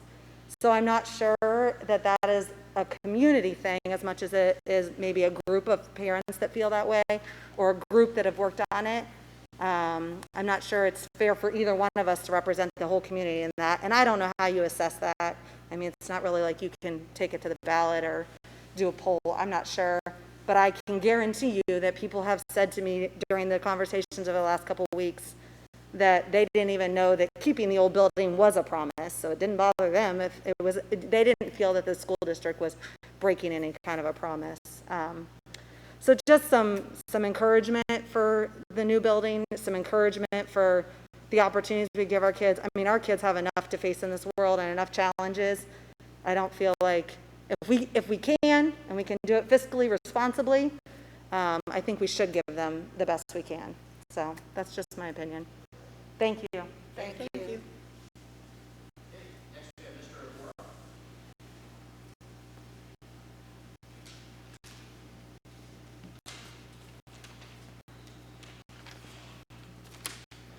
My name is Jackson Obora. I'm a 2011 graduate of Watkins Memorial High School, and I attended Pataskala Elementary from 1999 until 2004. I'd like to open with a story about baseball, because I like baseball. Toward the end of the 1980s, Comiskey Park, which was then the home to the Chicago White Sox, was at that point the oldest stadium in baseball and really showing its age. After considerable deliberation, the White Sox chose to build a new stadium next door rather than refurbish it. Knowing the decision was going to be controversial, the White Sox opted to carry over some of the elements from the old stadium. It would get similar dimensions, it would get a replica of the scoreboard, and they would even name it New Comiskey Park. But it wasn't the same as the old Comiskey Park, and they knew that. And the team eventually admitted it when they sold the naming rights to the stadium shortly after it opened. It's now known as Guaranteed Rate Field, which, besides being one of the most ridiculous names for a building that I've ever heard in my life, is also most definitely not Comiskey Park. I'm 27 years old. Nobody my age or younger remembers the White Sox playing anywhere else. There's countless memories tied to the new stadium. There's the generations of fans who've passed through its gates, Mark Burley's perfect game, the World Series victory that ended their 88-year championship drought. But at the end of the day, it's still not Comiskey Park. A few years ago, The Simpsons ran an episode where they traveled to Chicago. While walking through the city, they passed by two stadiums. One was labeled Wrigley Field, home of the Chicago Cubs, and the other one was labeled wherever it is the White Sox play. Because nobody really knows where the White Sox play. They just know that it isn't Comiskey Park anymore. Which brings me to the topic at hand today, in this school. You can build the fanciest high-tech school imaginable. You can build it to last 100 years. You can load it with as many amenities as you want. You can even put a swimming pool in it. You can pack it full of students who will make countless memories within its walls. You can do all that and more. But at the end of the day, it's still not Pataskala Elementary. The building has been there since 1908. It's a town icon. And that's not something that you can just recreate. And it's something that once it's gone, it's gone. You can't bring it back. Now, I understand that the lot is somewhat restricted. I attended there, like I said, myself. It's hard to get buses in there. There's not a lot of parking. But like I said, once it's gone, and you can't bring it back again. So I encourage you, think carefully, choose wisely. Thank you very much. Thank you.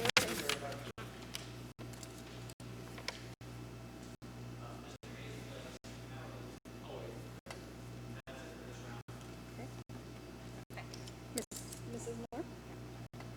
Mrs. Moore, do we have anything from online? Yes.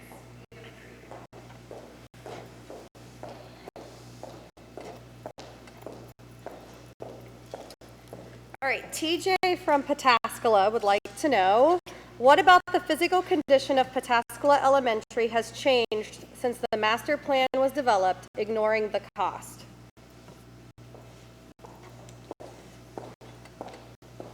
The physical. I think Kurt touched on this earlier. It hasn't really changed significantly. There has been some plaster falling off. And the elevators have some issues with reliability, but nothing of significant structural issues since the time of the bond issue. Julie from Harrison Township says, it was mentioned that the fire system is costing $19,000 more than originally planned. What does this mean? Does it mean we won't be able to get some of the items we wanted because now we need to put the $19,000 towards the fire system? Yeah, that's a great question, and it's a good example of how things can change even in a short amount of time, like 3 years.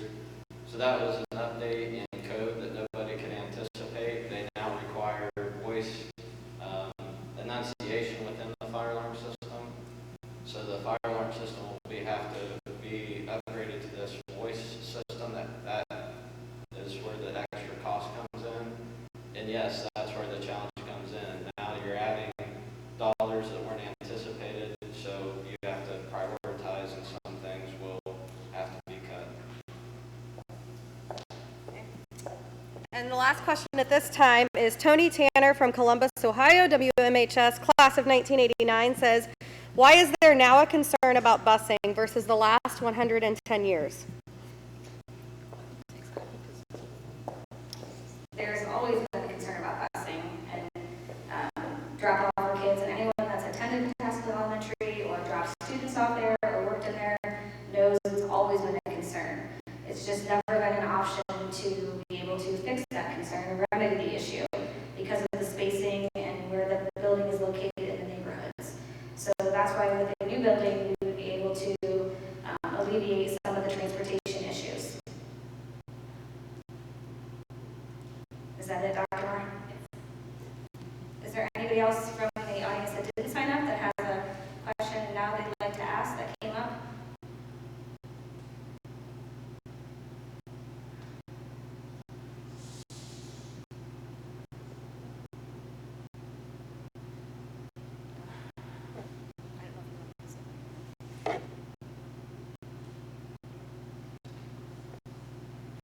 All right. Board members have anything? Do you have anything? Anybody? Mr. Jones? Okay. All right. I think I know that we are going to do some additional follow-up. And we had talked, how about a survey to the district when this goes out to them, that we can get some feedback as far as renovation versus new site versus existing site, so on and so forth. Is that something we can pull together? Sure. We could put out a survey tomorrow to current community members, et cetera, asking for their opinions, especially if they weren't able to join tonight, or once they take a look at the presentation and the Q&A. We'll also be compiling all questions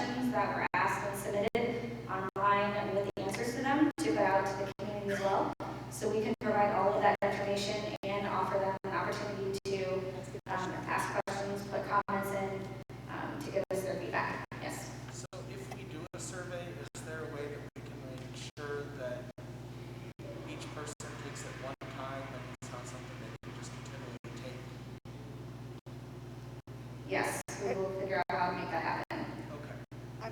I would envision more of a, here's the presentation, here's the Q&A, kind of an open input or additional questions. If necessary, we could do additional Q&A if more, you know. I mean, we could do both. We could do a survey to gather those results, and we could also offer an opportunity for questions, which would enable us to put out another Q&A so we can continue to share with the community. And I mean, just out of personal curiosity, I would like to know the pulse of this community because I've heard both sides. I've had conversations with both sides. So just to, it wouldn't be a scientific survey, but just to have some data or something to look at, I think would be helpful. It also seems like there's more than two sides if there's three options or potentially. So one thing I think we just need to all understand, we can absolutely do that.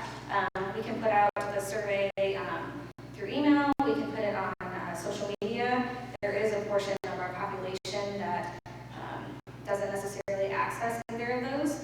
So, we can put something there to encourage, friends and neighbors to share with other people within the community that may want to have a voice that, are not on social media, because those are the multiple ways in which we do communicate today. I think that's, yeah. I was going to say, I don't know if this is old-fashioned or not, but could we put an ad in the standard? If you'd like a paper survey, call this number. We'll mail it to you. That wouldn't be very quick, but it would alleviate people who are not technologically on it, I guess.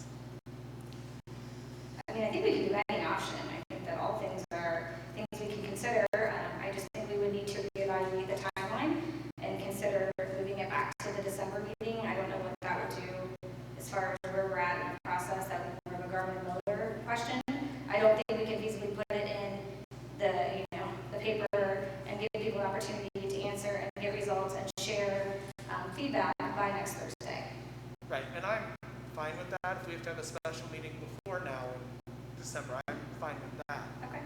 I just like to see some data and, make sure that everyone had a chance to have their voice heard. Right? Yes, then we can do that. Okay.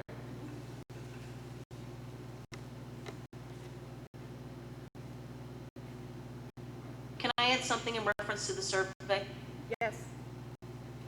I think what I would like to know is of the people that are speaking to maintain the building, are they speaking to, one, maintain the building, or maintain the building and have kids attend there for schooling and have that differential?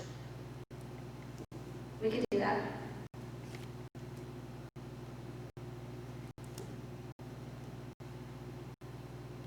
And I would like, Casey, can I ask a question? and if we're going to ask that information, I'm actually going to want to know demographics.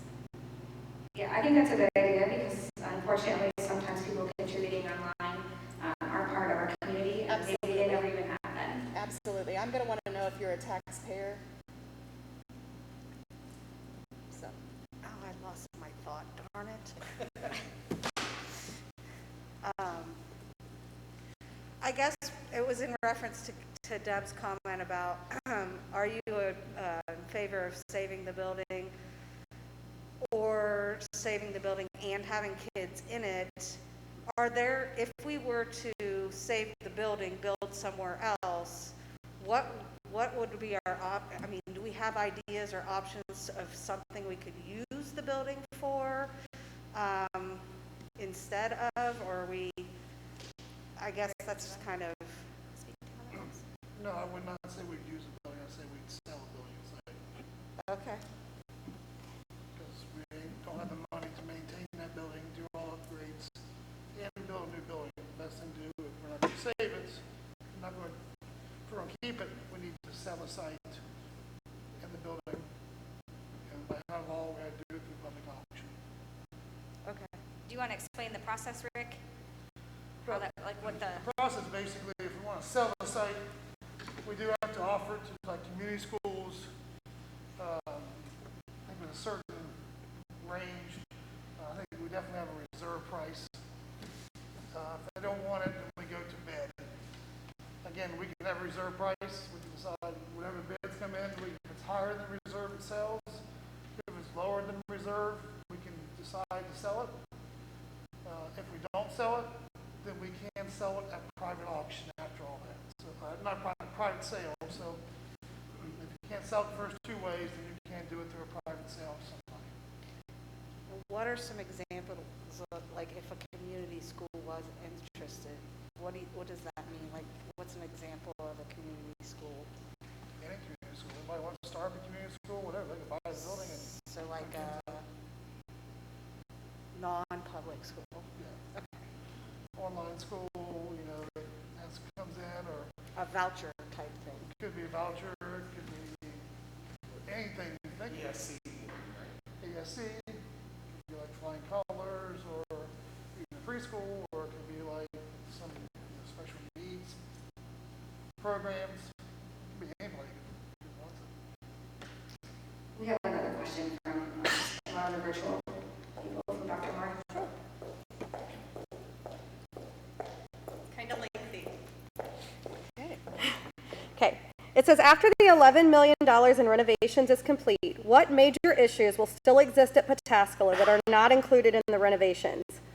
Issues such as structural issues, space constraints, handicap accessibility issues, kindergarten classroom bathrooms. Is it fiscally responsible to spend $11 million to renovate, knowing that we will have to continually spend taxpayer money to fix and repair a 100-year-old building that does not have the space to accommodate our growing district? Is it fiscally responsible to renovate based on sentimental and emotional attachment to the building? Our district is growing and changing rapidly. Decisions made 3, 4, or 5 years ago regarding our buildings may not address what our district currently needs. Decisions need to be readdressed, changed, and restructured to accommodate our growing district and make sure our tax money is spent responsibly. So I guess there's not really a question, but the comments to share. Did we have a name on that one? I asked, I'm still waiting. Okay, I apologize.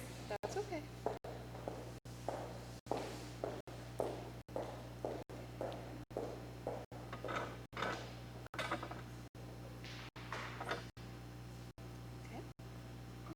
Couple ideas, I guess, for the meeting itself.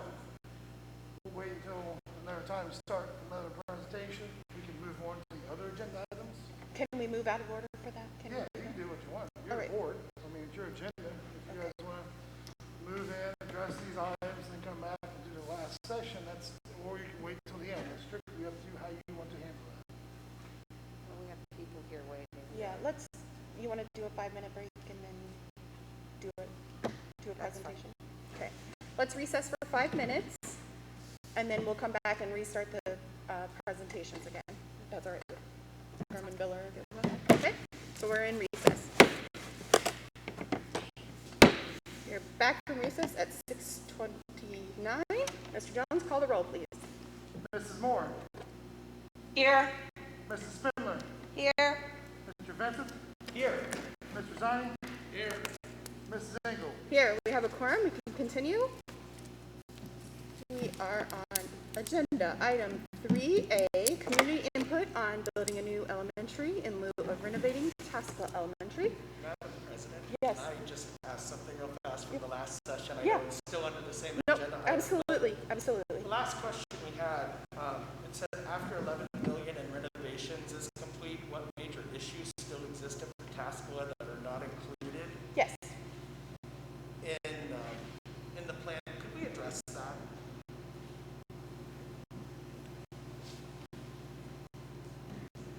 Yeah, I think they actually, in their statement, touched on a number of the issues they talked about. You still have the site circulation and the parking issues and the safety of bus separation with parent drop-off.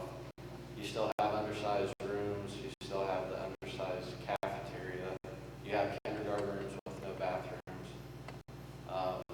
So yeah, and further from that, you know, as you renovate things, especially on the system side, you know, there's probably piping underground that we're not necessarily going to rip all that up and tear up the floors. Go run a camera through it and see if anything's collapsed, but if it hasn't, you're going to leave those things in place. There's going to be a lot of conduits and things that are probably underground, or even it was common to put those in the cement floor. We're not going to tear up concrete floors to redo all the conduits. So some of those things will stay in place even after renovation.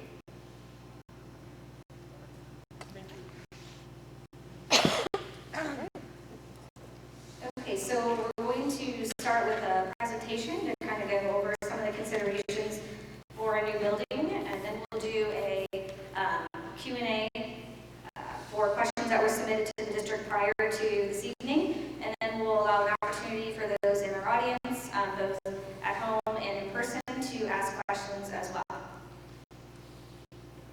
So I'm going to start by introducing the gentlemen behind me who have joined us from Garvin and Miller, Eric Baltzell, Kurt South, and Wayne Coleman. They're going to help with the presentation this evening, so I'm going to start by turning it over to them. Thank you. I'm Eric Baltzell with Garvin Miller. I'm going to just cover some background information. You're going to hear reference tonight throughout to the OFCC. That's the Ohio Facilities Construction Commission. That's the state agency that works with school districts to address educational facilities. And they have a program that if a district wants to explore that, the OFCC develops a master plan. And what that means, what that master plan means, is they start out by looking at your enrollment projections. So what they're doing is they're trying to anticipate how will your enrollment change over 10 years. And so they're looking at birth rates, they're looking at housing startups, and a variety of things go into their formula to try to make their best guess at whether you're going to have growth or if you're going to stay steady, or even some districts see declining enrollments. At that same time they're doing these enrollment projections, they're assessing your existing buildings. So they have a design manual. So the state has a set of standards, and there's 22, 23 items listed that go from heating to roofing to windows. They're going through your buildings and assessing the condition of all these items, structural, and they're rating them, and they're determining will it meet your needs based on the enrollment and what you need as a district. So in the end, then they'll make recommendations from those enrollments and assessments, and the recommendation could be new buildings, it could include renovations, it could include renovations and additions, or they might suggest abating and demoing. And abatement just refers to getting all the hazardous materials out before they demo. And then from that, from the recommendation, they'll put a price to that, they'll put a budget. And their budget is based on historical data they have of what school construction costs, and it basically comes down to $1 per square foot is how they set the budget. It's important to note that once that budget's set, and at the time that the master plan is set, the bond passes, I mean, that's the budget you have to work with. That's going to come up later in the presentation. So the OFCC provides funding for school districts if you participate in their program, and the funding level is based on an equity ranking. So all public schools in Ohio are on this equity ranking list. It's based on need, and they'll contribute a percentage, and then locally you have to come up with your percentage. So you review the plan. If you agree to it, you enter into an agreement with the state, and then it's up to the district to raise their local share. Typically that involves going on to a ballot for the monies. So for your district, you first engaged with the OFCC in 2015. At that time, their enrollment projections showed that by 2022-23, you would have 3,915 They assessed all your buildings, and in the recommendations, they did recommend abate and demolish of the task club. The board and the administration at the time asked them for a waiver, which they do consider that from districts, and they wanted the district wanted to keep the task club. The cost of the overall district-wide upgrades at that time was $105 million. The state share for your district was 46% state contribution. So you entered into this agreement, you went out on the ballot in November of 2016, and that one failed. So then later on, a couple years later, in 2017, you revisited the program with the state, and what they did at that time, then, when you enter back in, they look at your enrollment projections, and they update those, and they said by 2025, 26, you were going to be up to 4,250 students. They updated their assessments, and we still have that district waiver in place to renovate the TASCLA, although the state recommended demolishing. And it's important to note that the state standard for demolition is they look at the cost of renovating versus new. If it's two-thirds the cost of new or more, their recommendation is to demolish. So the cost of the project with their cost updates after 2 years then went up to $114 million. The state share didn't change. It was 46% state share. You entered into an agreement for that master plan, and in May of 2017, it passed. So when we talk about the master plan, that's basically what was within the bond that everybody agreed to. It was renovate kindergarten center, which is the preschool. New high school, new 4-5, renovate Etna to become grades K through 3, renovate and add to Kirkersville to become grades K through 3, renovate the TASCLA for grades K through 3, abate, demolish the Watkins Middle School, and something that we'll add on here that was also included was renovation of this current Watkins High School to become your new middle school. So the question on the table right now is, do you continue with the renovation of the TASCLA, or do you consider building new at the TASCLA?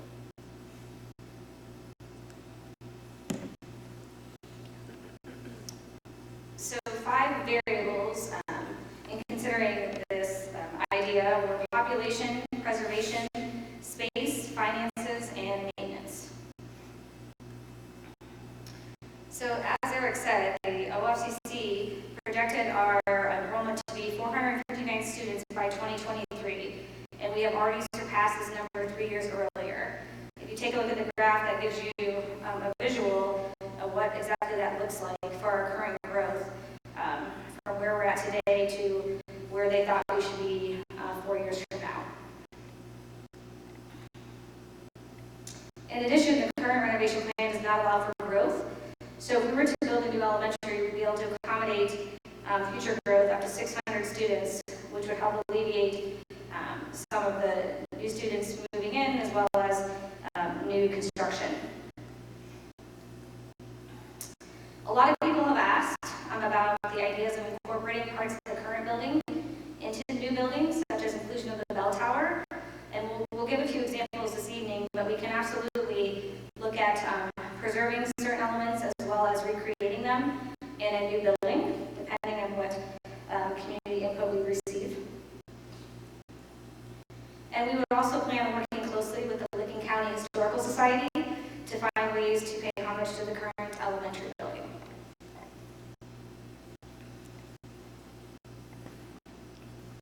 So I'm Kurt with Kurt South with Garmin Miller, and this is an example of a project that we worked on in Liberty Center, Ohio. It's a K-12 building, and in the center of the screen, this is a brand new building, but in the center of the screen is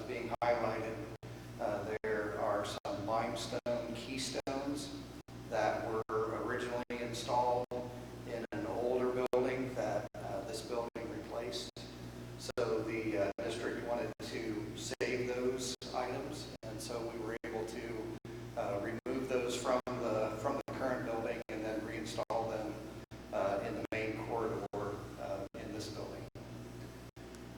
And then on the next slide, this is Findlay City Schools, Donnell Middle School. The center arch area, the lighter color material is a limestone, and there was an original building that had that type of entrance, and we were not able to reuse the material from the original building because it was not structurally stable enough to be able to reuse it, but we were able to build this new building with new limestone that replicated the entryway of the existing building.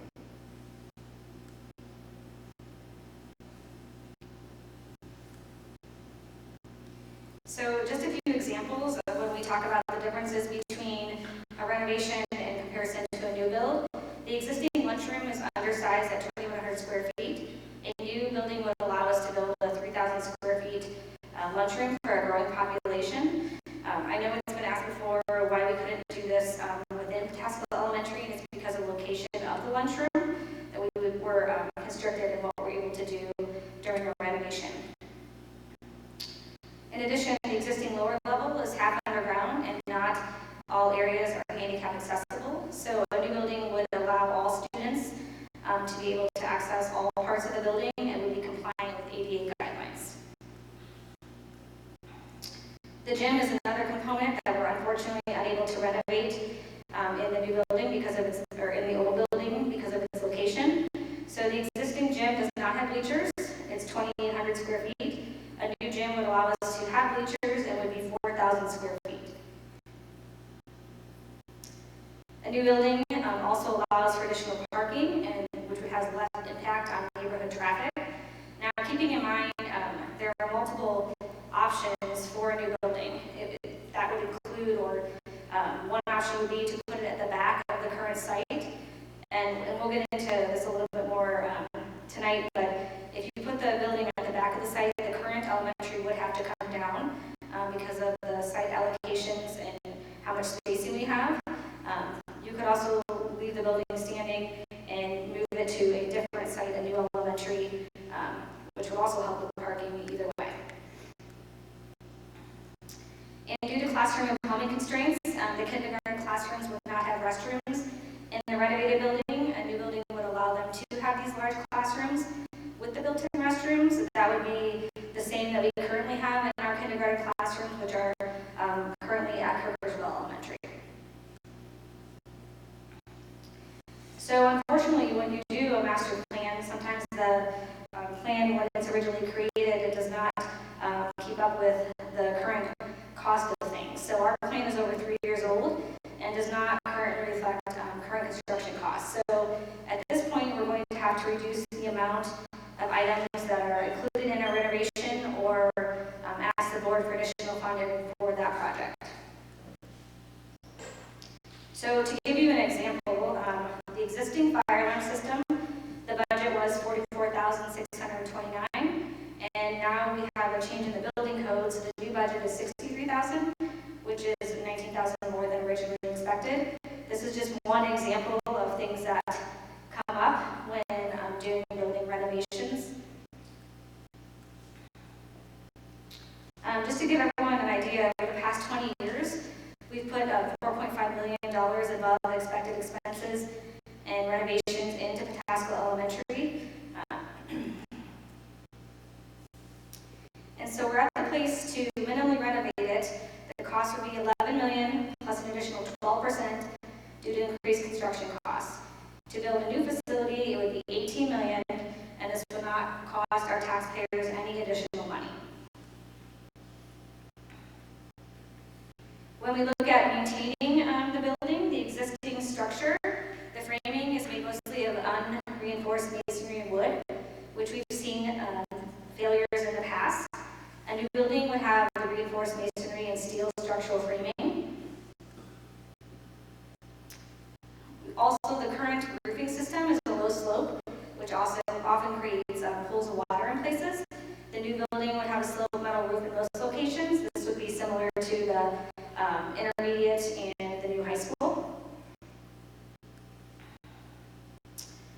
The windows are scheduled to be replaced in most areas, but not the entire building during a renovation, but a new building would allow us to have adequate budget for all new windows.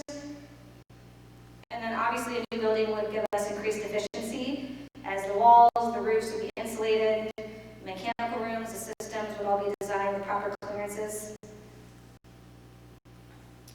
So at this time, we're going to do a Q&A with Garmin and Miller. We're going to talk about questions again that were submitted prior to this evening, and then we'll turn it over to the community.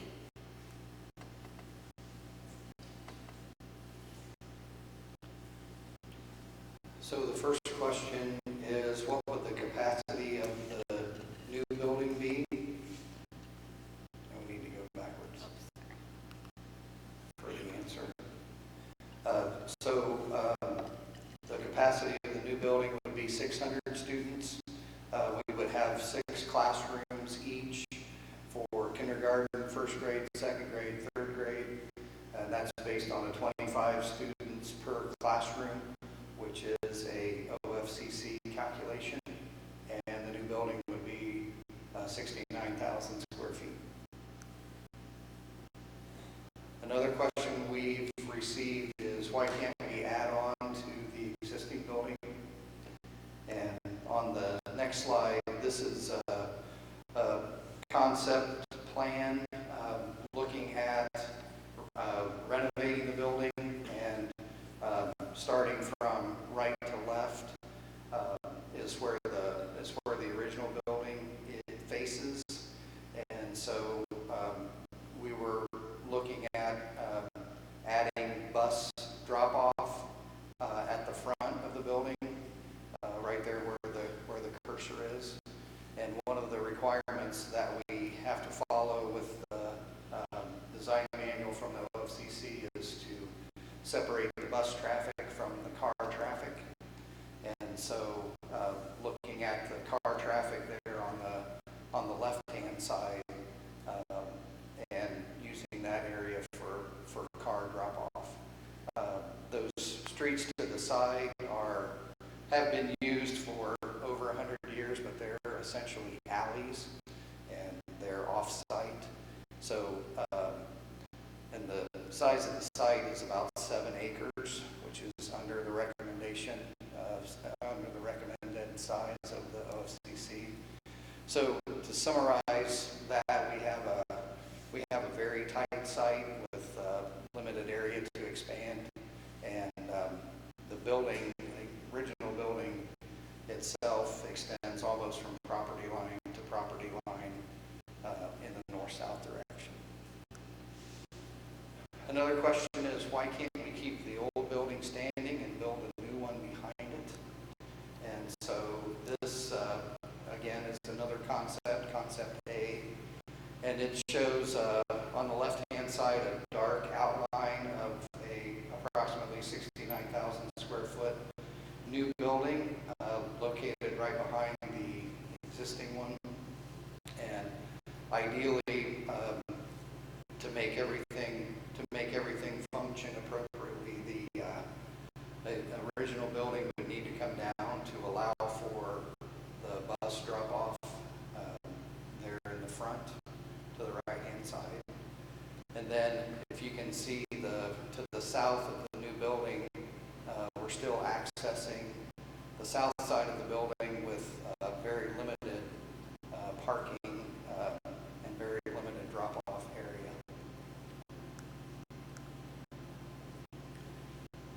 Another question is, why can't we keep the facade, the front of the original 1908 building? And it might be somewhat difficult to see, but right there where the cursor is the original 1908 front of the building. This shows that 69,000 square foot building over top of the remainder of the original building. And again, to get bus parking and bus drop-off on the front, we're well past where the original facade is. And then this concept again with the car parking on the left-hand side, we still have to use the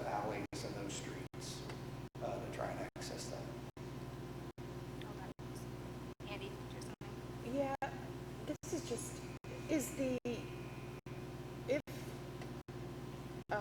taking the existing building down and building a new building on the site, is that building two-story or is that a single-story building, your 69 square foot? So the 69,000 square foot building outline that we're showing, the classrooms would be two-story to be able to get that to fit on that site. It is.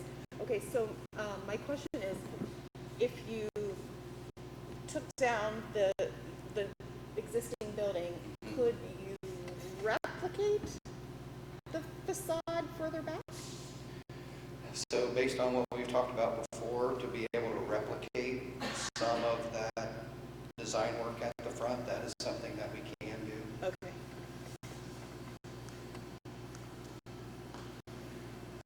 Another question was, has Southwest Looking considered how the $8 million additional, the additional $8 million being proposed for the demolition and rebuild could be used to enhance the renovation? As been discussed already, we do have a tight site, so that's one of our challenges. And then one of the terms we use is old bones for the building. So we would still be working within the confines of that, no matter how much money we put into it. We still have the increased population that we're not able to address. The next question is, has Southwest Looking Schools considered removing the 65 addition to Pataskala Elementary and expanding the building westward?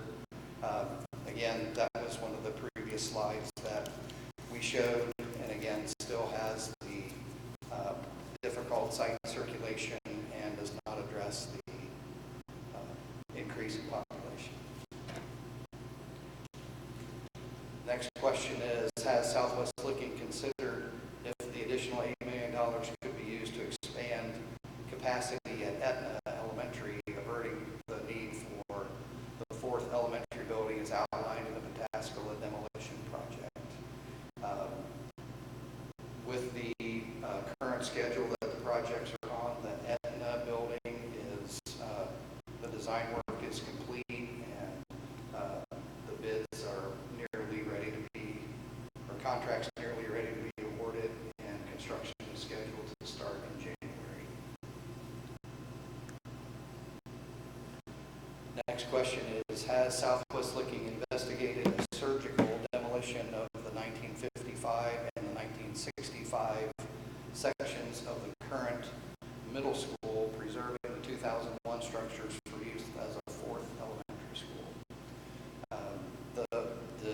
The master plan budget that we currently have just allows for removal of any hazardous materials and then a complete demolition of that building. So any surgical demolition would exceed our budget.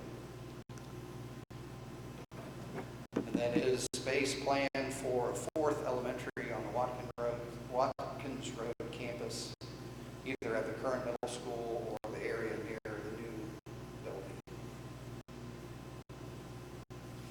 So currently, we don't have plans for a fourth elementary.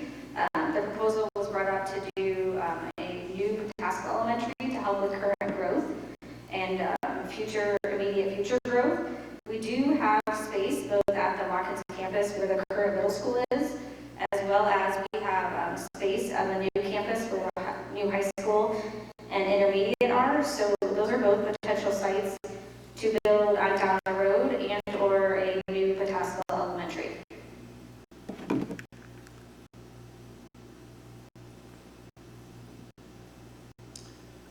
Next question is, has Southwest Looking identified unexpected issues at the current Pataskala structure in the time since the building master plan was created? The short answer is that no, there's not been any additional assessments done, but we do know that there have been some issues with plaster coming loose and some problematic issues with the elevator. And then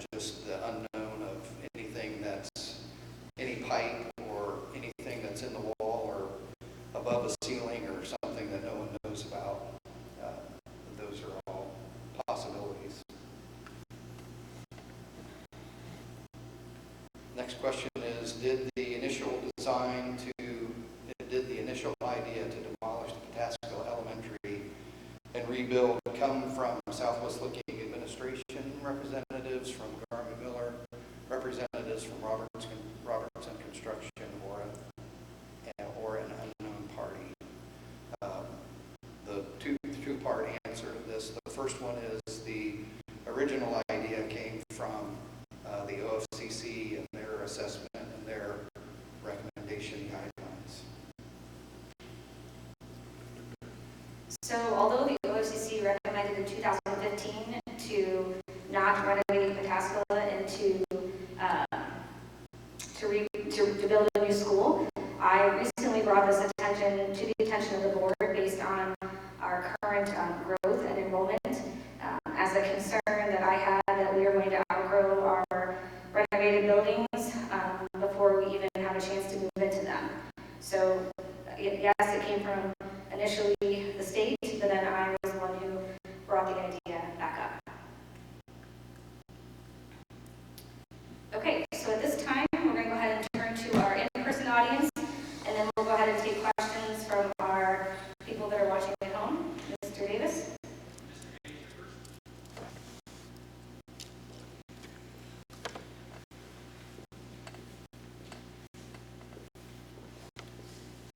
Hey guys. If you'll state your name and your address, and then Mr. Jones will give you 5 minutes. He'll let you know when 30 seconds Perfect. is up. Before I start, I've got 2 letters. I'll just give them to somebody. One's from the Historical Society, one's from Yeah. Okay, thank you. Thank you. All right, 5 minutes that's tough for me, so I'll do my best. Okay. So I didn't really, I thought this was a question and answer, but it seems like more of a time to talk, so I'll just talk a little bit. So, are you ready, Mr. Jones? All right. So I had an opportunity to be at the middle school a couple weeks ago, and they have a campaign going on where they're trying to get the students to be more responsible and more adult-like, and the slogan is, words matter. So from 2014 to 2017, the district put 3 bond issues on the ballot. I chaired the first, assisted in the second, and advised in the third. All 3 campaigns, the district made promises. 2 promises made were that Pataskala would be renovated to the tune of $11 million. Second promise is that we would create K-3 community schools.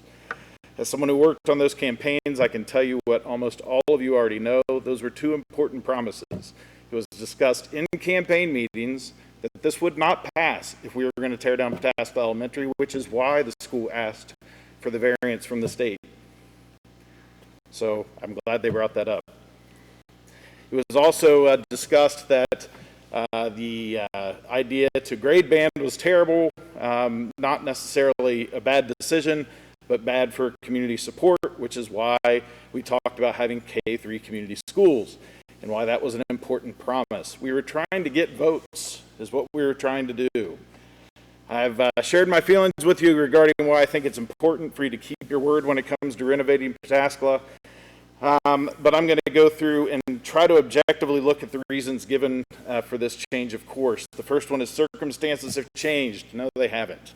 Every single meeting we had for the bond issue ended with Mr. Janelle telling everyone in the community these schools are going to be full when they're done. That the OFCC's recommendations or the OFCC's estimations were bad. They didn't account for growth, and these are going to be full when we're done. We knew that. That's not new. Okay. The other idea I've heard is that we have $8 million we didn't know of, or $7 million. We really don't. We're just borrowing more. Right? So that's really the plan. So the only difference is we have an administration who's more comfortable borrowing additional funds and running the PI accounts at lower balances. That's the only real difference. That's the only new thing that's happened. Reason number 2 I've heard, cost of the old building will be too high to maintain. I've not seen any figures that says that spending an additional $7 to $10 million will save anywhere near that much in maintenance costs. Can't imagine it will. Furthermore, after $11 million in renovations, I don't see that the maintenance will be as costly as they are now. And you just passed an issue earlier this year setting out maintenance for that building. Reason number 3, we didn't make those promises. That was a previous administration or a previous board. There was no dynamic shift in the district. The new board members worked on the campaign for the bond issues. The new administration got promoted from within. I don't see any sort of mandate from the community saying that you should be shifting your course. This isn't like a shift from Bush to Obama. These are all the same people, all doing the same thing. I don't think anyone expected there to be, wild changes. Reason number 4 I've heard is the need, this will put off the need of a 4th elementary school. From what I understand, the new elementary, if we tear down Pataskala and build a new one, we'll do 600 students. Current one's 450, so an additional 150 students. My math says that might buy you a year or 2 based on our current growth rates, but no more. And then you have to ask whether or not that's worth it. $8 million, if we spend $8 million on this project, additional over what we projected, that's $53,000 per additional pupil of capacity. If we end up spending $10 million, which is probably more likely, $60,000 per pupil for additional capacity. Our brand new school right now is at the 4 or 5 buildings, $30,000 per pupil. The promised $11 million renovation at Pataskala would cost $25,000 per pupil. None of these reasons seem very compelling. Considering the political costs they'll have, I encourage you to look at the study I'll be emailing you tonight from the Nebraska Independent School District talking about why bond issues pass and fail. I'm trying to hurry, Mr. Jones. The most significant factor identified for a school bond issue to be successful is the early development of the Citizens Volunteer Group to serve as leadership for the support of the issue. Southwest Lincoln's done a great job creating these committees. You've received an email today with a letter from nearly every chair of every such committee for the last decade imploring you not to do this because they know what it's going to do for future bond issues. Speaking of trust, the study also went on to say school bond issues are won and lost on the amount of trust the community has in the superintendent and the board, and 70% of losing school bond elections in South Carolina, the credibility of the school administration and the board were listed as factors. So to look at the 2017 bond issue numbers, as usual, we failed in Fairfield County, and we failed in that sliver of St. Albans Township no one knows is in our district. And then, what's that? 30 seconds. 30 seconds. All right. May I ask for like a minute of additional time? All right. So we lost that little sliver of St. Albans Township. We won in Etna Township, Harrison Township, and the city of Pataskala. Harrison Township cast the most number of votes because it's the biggest population. They casted 2,341 total votes. The bond issue passed in Harrison Township by 61 votes. The margin of victory was 2.6%. Etna cast 1,963 votes with a margin of victory of 12.6%. Only the lower corner of Pataskala is in our school district. It's the smallest of the 3 supporting communities. That corner of Pataskala only cast 1,630 votes. The margin of victory was 15%, 239. Now listen to that again. Harrison Township cast 2,341 votes, and they passed by 61. Pataskala cast 1,630 votes, passed by 239. That's a levy that only passed by 515 votes. So the key issue in the bond campaign is trust. Why would Pataskala City per capita trust the board more than Harrison Township and Etna Township? Could it be that it was because the board promised to renovate Pataskala 20 years ago and they honored that word? What happens in future campaigns if that landmark and that trust is broken? What happens in future campaigns if you locate Pataskala Elementary to Etna Township and leave the city of Pataskala without a single Southwest Lincoln school building? I have my thoughts on what would happen.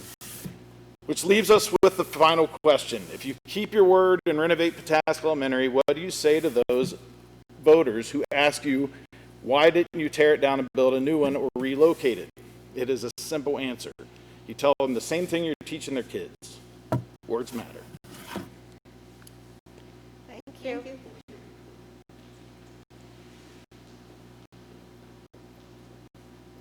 You just gave him your 5 minutes. I'll take my 3 or whatever's left. It's fine. My name is Erin West. My address is 1280 Blacklick Road, Northwest, Baltimore, Ohio, 43105. Similar to Mr. Hayes, I just led the operating levy with Roth Music during our last 2 votes in order to get that improved. I think from a standpoint of transparency, I would really like the district to let us know how long is it going to be based on the projections until a new additional elementary is going to need to be built.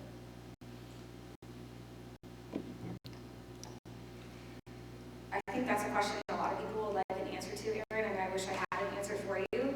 I can't definitively tell you because I can't even, when meeting with the various entities or talking with the township and meeting with Pataskala, there are so many developments that are potentially in the works.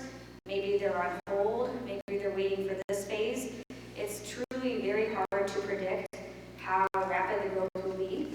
We can only go on the current neighborhoods that are coming into the district. I can't predict what I don't know. But isn't there a bunch of predictions that, you know, way back when, whether it's the school district or, I mean, it just seems like you guys have, you have predictions. I know you have proposals. What does it say? Those are from the state and they're wrong. And they're wrong. They're wrong. So Right, that's the problem. but we knew then. So what do we know now? How long is it going to be? And that's the transparency that I think we owe the taxpayers, is just how long is it going to be until another is needed? You know, from a standpoint of Pataskala Elementary, I look at it as an asset. And I look at it as, you know, it's not a tear down that is similar to, you know, what Aetna, everybody tells me. I can't really comment on that. But it's an asset. It's classrooms. It's seats. And yet we're going to spend money to tear it down when we're in a community, in a district that needs additional space. The reason, to me, what I understand, is that we're tearing it down because we just don't want to spend the money because we need an additional space. And I just would ask, you know, have we, and I already know the answer to this, but how much would it cost to go back into the voters and basically say, we need a 4th elementary. That's what we need. We can take Pataskala down to a smaller school, a smaller community school. How much does that cost? And I think that was where I feel like, you know, all of the options, while they're being considered, they're not being necessarily transparently put out into the community as, you know, this is where we are today. This is where our projections are going. This is our need. This is when we think we're going to be out in the community for a ballot and another bond levy.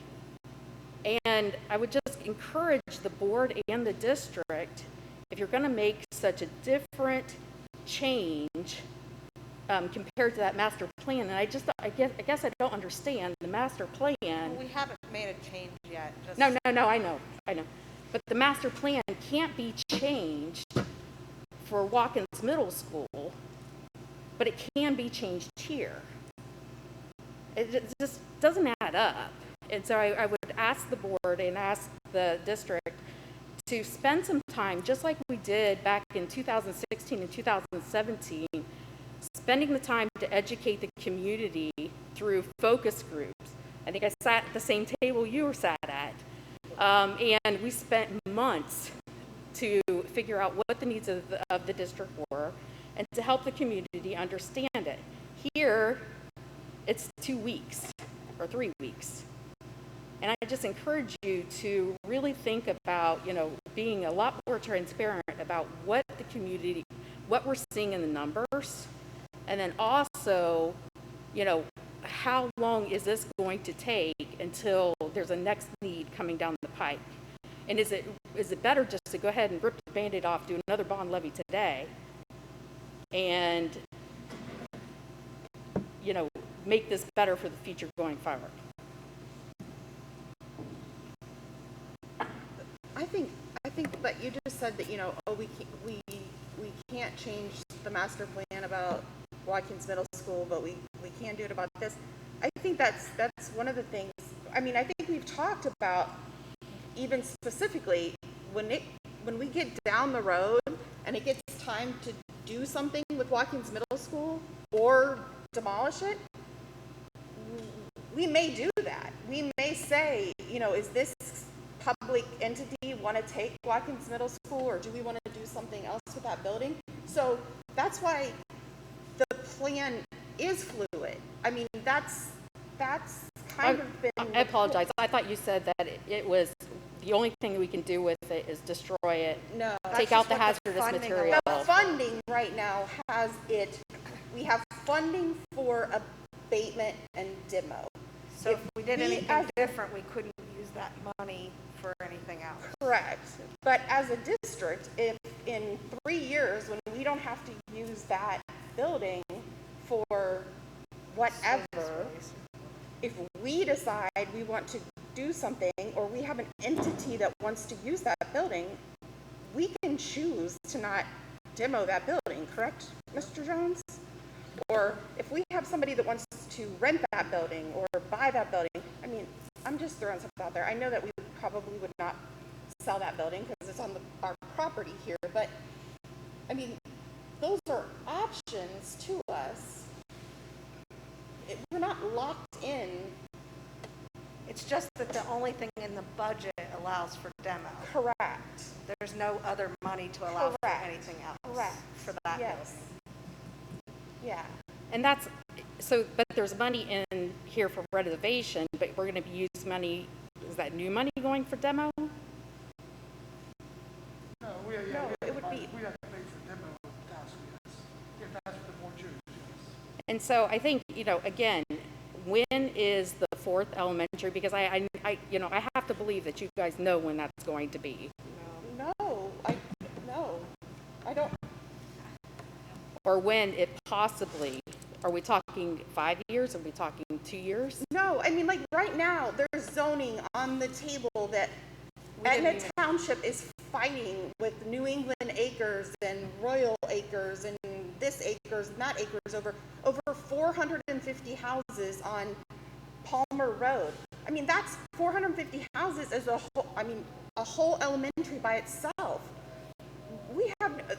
They just approved 60 houses and 250 houses in Harrison Township. They're putting houses next to the settlement that we don't know exactly what portion is ours and what part is Heights. And then Mr. Vincent finds out that a neighborhood can, if your neighborhood can choose annex into a district if you're all one neighborhood. I mean, there's all sorts of things that we don't, they're building houses out of empty fields all over Harrison Township, Etna Township, City of Pataskala. And that, and if the projections aren't available, the question is that there's an asset of classroom and seats available that are not in necessarily tear down conditions. I just, from my perspective, it feels like, that is a valuable asset to this district. And it feels like it should, we should take time to think about how to be able to save that and do something else that they, obviously the district needs. That's all I'm asking. And I think that's exactly the question that's being proposed. Is that an asset, or has that become no longer enough of an asset that a new school Is it becoming more reliable? liability than an asset? There we go. That's the word I was looking for. Correct. That's interesting, because I think somebody said there isn't anything now today that would have changed the difference in opinion from 5 years ago. So I just encourage you. I mean, it's similar to Dan, going out there and being somebody that is fighting for these levies. I think just transparency. I think keeping your word. I think, making sure the community keeps up with everything that is very important. Thanks, Aaron. Do you have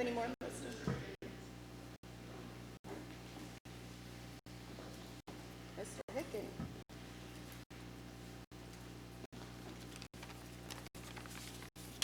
Greetings all. Bouncing off something that just was talked about, I can tell you I'm pretty sure that the Heron Manor subdivision is 151 homes total. I don't know about annexing into school districts, but Madam President, school board members, Superintendent Perkins, thank you very much for this opportunity. I appear before you tonight wearing two hats. It's an unusual situation, I grant you. As a former Ward 4 representative from the city of Pataskala, that was the ward that the school is in. So I come from that. I've been active in Southwest Licking for years. I'm still a citizen of Southwest Licking. I'm sorry, for the record, my name's Timothy Hicken. I live at 200 South Fork Circle, Pataskala, Ohio, 43062. So I'm in an unusual position to speak about some political ramifications and some other issues about the school. The presentation is indeed impressive. I think that it's a difficult decision. My take is that deviating from the promised master plan would have ramifications beyond the short term. In my own political life, I have made mistakes where I thought about if alienating is the right word or going against the small local minority. It's come back to bite me. I've seen it. I know the people of this area. They're fairly passionate. They love Pataskala, and most of them have a love of the school. So it takes so little for people to vote against the levy. I've seen lies do it. I've seen accidental misinformation do it. I've seen sudden blitzes of signs a week before do it. So I have a concern about that. I do not have any concerns about whether or not the district is slated to get bigger. I think you guys are right about that. I don't think there's any doubt about whether or not the development in this area is going to drive something more. With that said, let me put my other hat on for a second. Whatever you choose tonight, and or whatever you choose later as a result of this public input, I know it will not be easy, but I know it will be from your hearts, because I know each of you, and I know you're good, dedicated people, and you care about what you're doing. So whatever you choose, whether it's knocking down this building and building behind it, or whether it's renovating this building, or whether it's moving school out of Pataskala altogether, which I wouldn't want, and doing something with the building. As the city administrator of Pataskala, I would pledge to continue my my good relationship with the board and the superintendent and the administration. And we'll work. It'll be a lot different whether you choose to. It's a lot different building within a village, I'm sure, than a farm field. But there will be required times that we need to work together. And so, with that hat on, I would pledge to work with you no matter what. But I am worried about the possible political ramifications. That's a lot shorter than some. That's really all I wanted to say. Was I didn't want my first comments to be overshadowed by my second. Thank you very much for the opportunity. Thank you. Thank you for your continued communication as well. Dr. Moore, do we have any questions from online?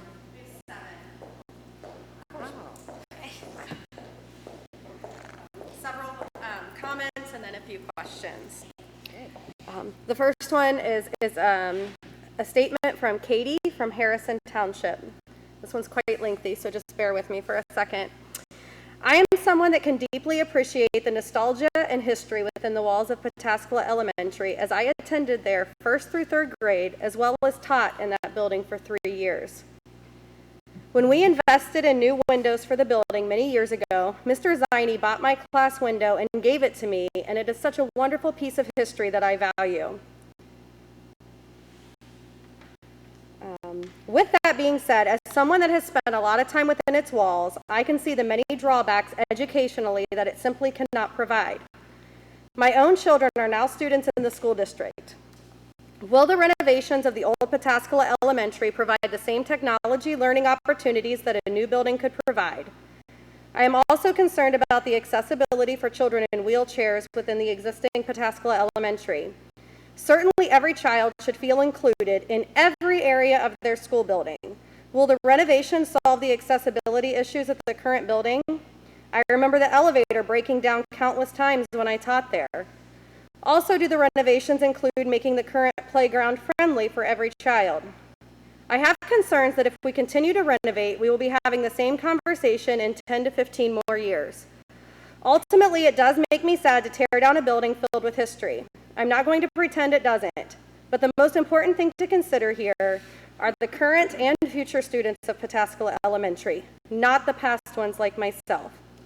If a new building is built, I would love to see pieces of the old building incorporated, and I would love to see an area of the school, maybe the library, designated to sharing its history. I do not believe history will be lost if a new building replaces the old. Just like my window, parts of it will always remain. Thank you to the board and the administration for your thoughtfulness in the decision and how well you value your kids. Want me to go on to the next one? There were a few questions in that. There were about the playground, if that's part of the renovation. Yes. And then the elevator, which I think you spoke to. Not all of it, because I think you indicated that it may or may not be part of the budget, correct? Right. In the overall design process, knowing that we're challenged with our 12% increase in costs, that may be something that may be less of a priority. After saying that previously and hearing how many times that's been brought up, that sounds like that's the high priority. So there may be something else that we have to But the basement cannot be 100% handicapped accessible, correct? No Right. matter what. Right, no matter what. The next one comes from Jacob from Etna Township. What has the approximate annual cost of maintaining Pataskala Elementary been since it was remodeled 20 years ago, compared to the annual cost of maintaining Etna Elementary as a new build 20 years ago? I don't think we have those numbers at this time. We can look to put that into a future Q&A. Fantastic. Okay, the next one. My name is Andrea, and I am an SWL mom. My son is in the 3rd grade. We cannot let sentiment stand in the way of progress. Our students deserve safe, up-to-date facilities where they can thrive and where future students can continue to do so. The memories of alumni should not win out over what is best for our community. We need to be fiscally responsible stewards for our children's education without allowing nostalgia to win out over that. No questions on that one. Okay. The next one is from Betsy Brown from Pataskala. If renovations on the building proceed, has it been projected when the next renovation will be needed and the estimated cost taking into account inflation?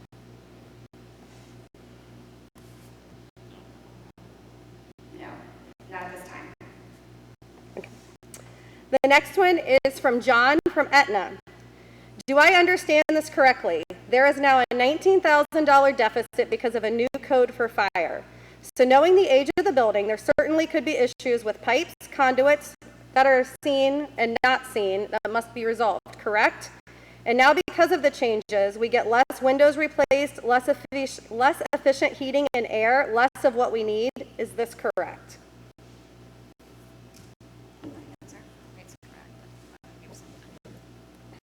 Yeah, a very complex question and complex answer. I'll try to make it as simple as I can. So the fire alarm, $19,000 increase is just an example. So there are many other things like that. Again, back to the budget and back to the increased construction costs So yes, we only have a limited amount of money to try to address every item that we can. And the final one is a statement. This is from Gina from Pataskala. I think what everyone is forgetting here is that we should be doing what's best for kids. We talk about surveying the community. What about surveying the kids? Wouldn't they all like a new state-of-the-art building, one where they don't have to worry about the roof collapsing on their head or whether or not the heating is going to work from day to day or even the cooling? What about the opportunity to learn in a well-equipped building? I think the board should consider what is best for kids, not what is best for adults and past memories. That's all I have for now. Do we have any other questions from anyone present in the audience that has a question they'd like to ask or comment?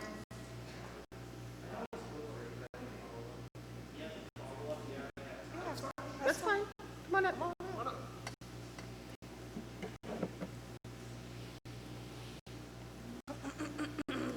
Once again, I'm Jack Snowbora, former Watkins student and graduate. My follow-up, just as I got a chance to listen to the rest of the presentation because I missed the very beginning the first time. I know there's serious restrictions based on the size and shape of the lot that the building is on currently. I know that in the past 15 years, Licking Heights built a new high school, and had it, due to the exponential growth in this area, it became functionally obsolete just in that period of time, and that they didn't have, and they didn't design anything in place as a way to expand it, so that they were kind of stuck with it. With this school, if say we were to tear down the current Pataskala Elementary, how much of that would be just us just kicking the can down the road and needing to build another building eventually anyway, in a short period of time, considering the speed at which this area is growing? I think that's the same question that, like, several people are asking, which is, when are we going to need a fourth elementary school? And that's the answer. We don't know. We don't have that answer. We know that if we build new, we can build to 600. We know that we have additional renovation space at Etna and Kirkersville to get to approximately 600, correct? Correct. So we can go to 600 at each of the elementaries. We know that our 4-5 building has been built to 900.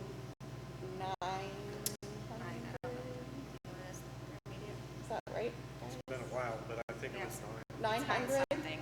So we know that we've gone to 900 at our 4-5 building, and we know that we've built our core space at our high school at 1600, and the classrooms are built so that they can be built onto eventually. So we have built growth into everything right now, and that's the best that we've been able to do at this point. Okay. Because I suppose my question would be is if we're going to build new anyway, might it be better to just build on a more suitable lot that would allow for further expansion in the future? Right. Yeah, that's the question. Okay.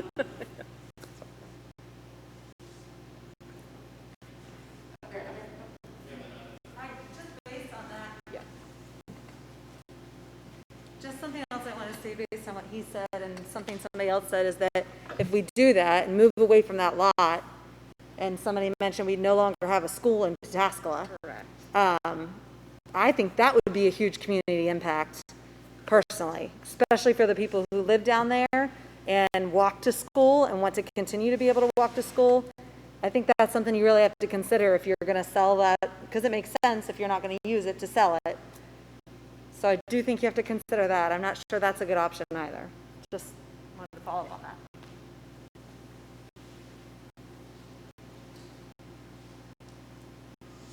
I know it's getting late, but I have a quick story to tell, and I'll try to make it quick. Back in 1991, I moved back up here from Fort Lauderdale in East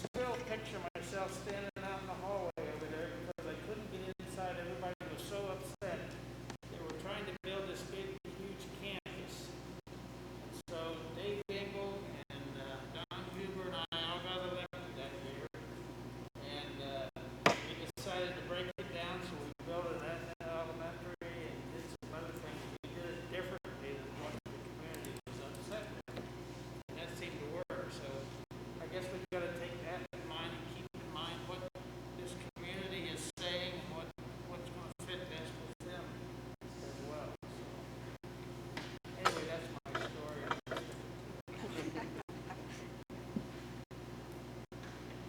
Any more questions from out there? Tanya, any more? All right. Well, we will continue with the meeting. We've got business item 3B, the Etna Elementary GMP and the LFI MOU. Motion to approve 3B.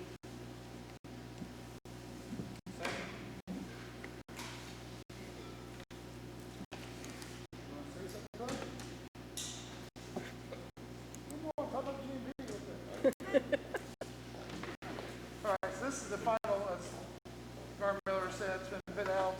The contract's about to be awarded. This is kind of the final step for that to happen. So we have the final bids in, pricing, GMP. And as I previously said in my email, we are still $234,000 over budget. So in addition to the 1.3 million we've already put in, we need to put in another 234,000 to get to the GMP, so we can move forward with this project. So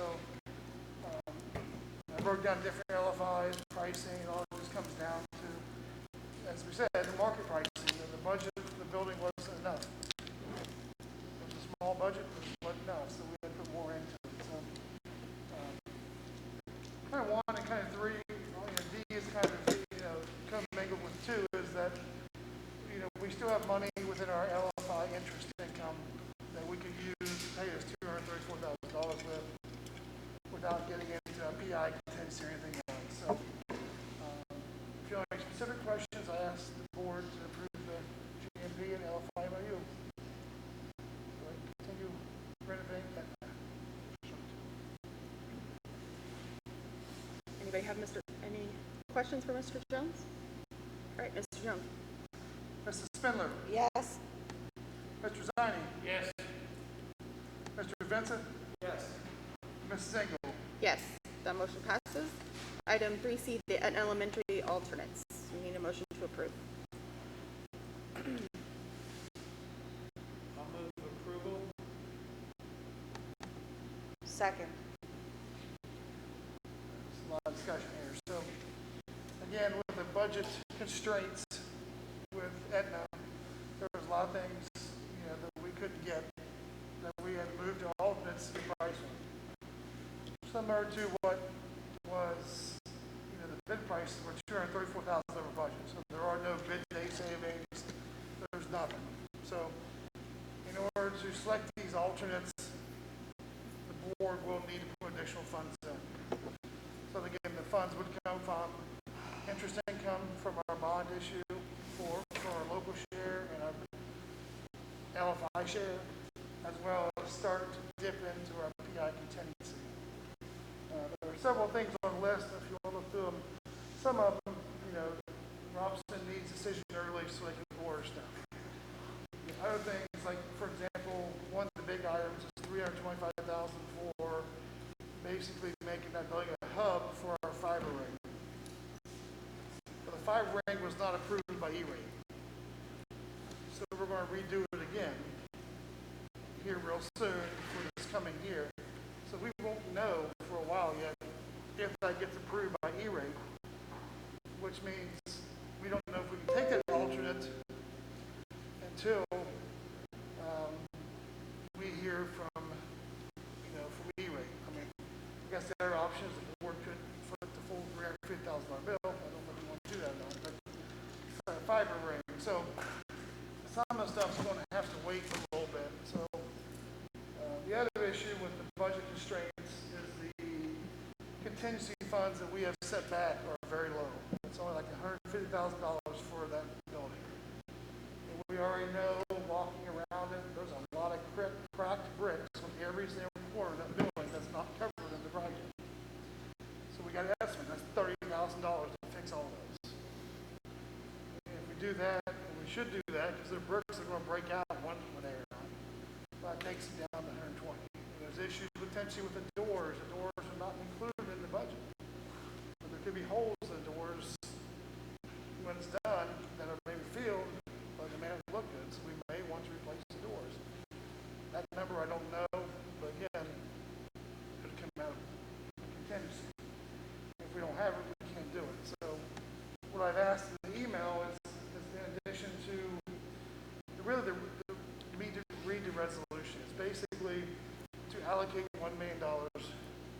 additional dollars towards, at the elementary, this is in addition to 1.3, addition to 234,000, additional $1 million that would be used to select alternates, and it would be an additional contingency for that building.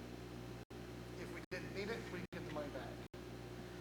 The alternates listed would be at the discretion of the superintendent to select which ones we would do. That's the recommendation. You as a board can change that recommendation.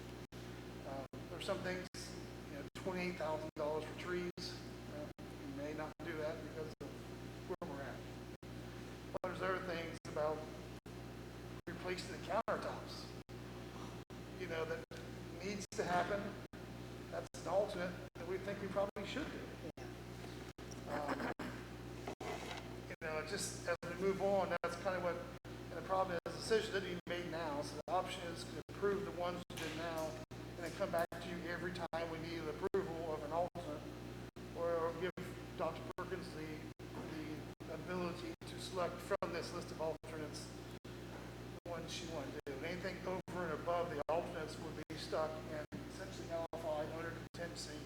School district's money that if we don't need it, would come back to us to use on other projects. It would be part of that. It's all that $1 million. That's all in that $1 million number. The alternates total everything. We select everything is like $602,000. So that'd leave like $398,000 additional going to contingency. I have a question. Sure. If we were to go towards this,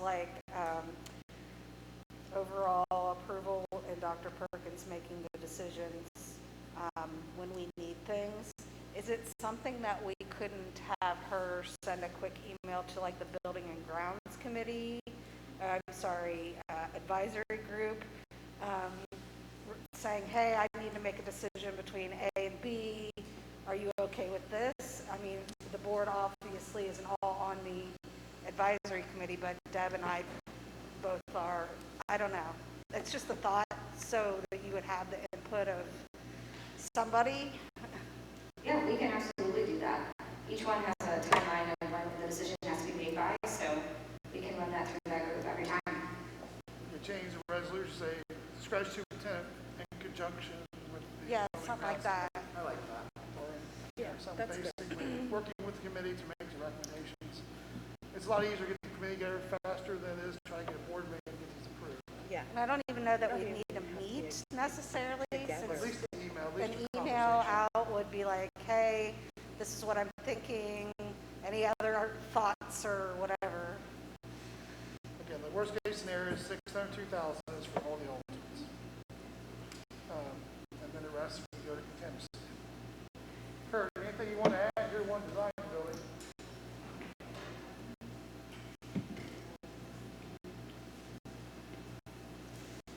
Hello again.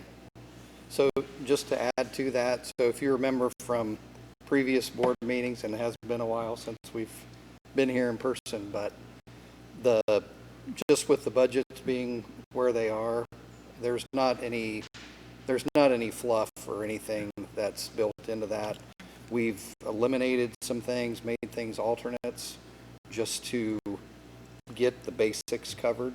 So it'll still be a nice building. It'll still address the heating and cooling issues and some of the major issues, but some of the other ones were lower on the priority list and we just haven't been able to do. I guess I'm just saying, if it comes down between bottle filling stations and trees, I'd rather see bottle filling stations. I don't know. Agreed. I'm not the only one, but I mean, having the advisor, yeah. And, Anyhow, and that's exactly why we broke those out that way, so you could see what the individual costs are. And the other thing too is those other items are, I always hate to say easy to do, but they affect a limited number of trades. So it's something that can be added relatively easily. Any questions for Kurt or Clay on any of the alternates or anything? Just think we really feel some of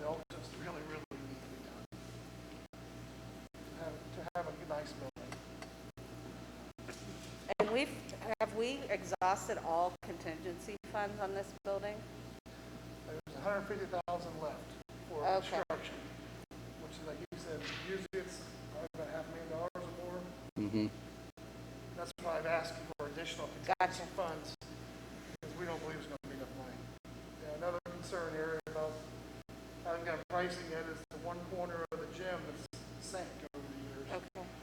Inside the wall, there's lots of big cracks. Those cracks aren't fit to be fixed, other than maybe some, but we're going to probably dig down to the foundation on the outside and check the foundation, make sure the foundation is fine. So this kind of goes to show you what kinds of things you can see when you're going in to renovate a building. And what things you have no idea. We Yeah. can open that foundation up, there could be huge problems we don't know about. Let's hope not. And that one's 20 years old. Right. So, there's big things. We're hoping that we open up, the foundation looks good, we close it up, and we know that it's not going anywhere else. We'll fix, we'll seal the crack, do something, and we'll be okay. But there's one room is kind of scary. Okay, thank you. Thank you.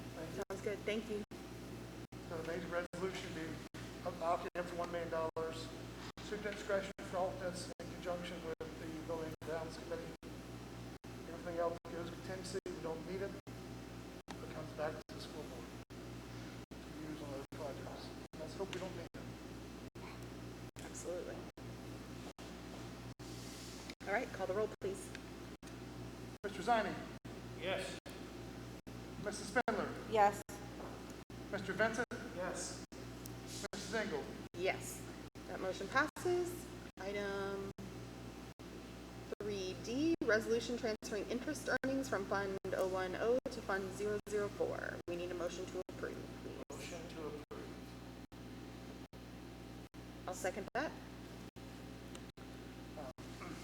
As you remember go back to 4-5, we had to put in $2.41 million to have that project moved to SD.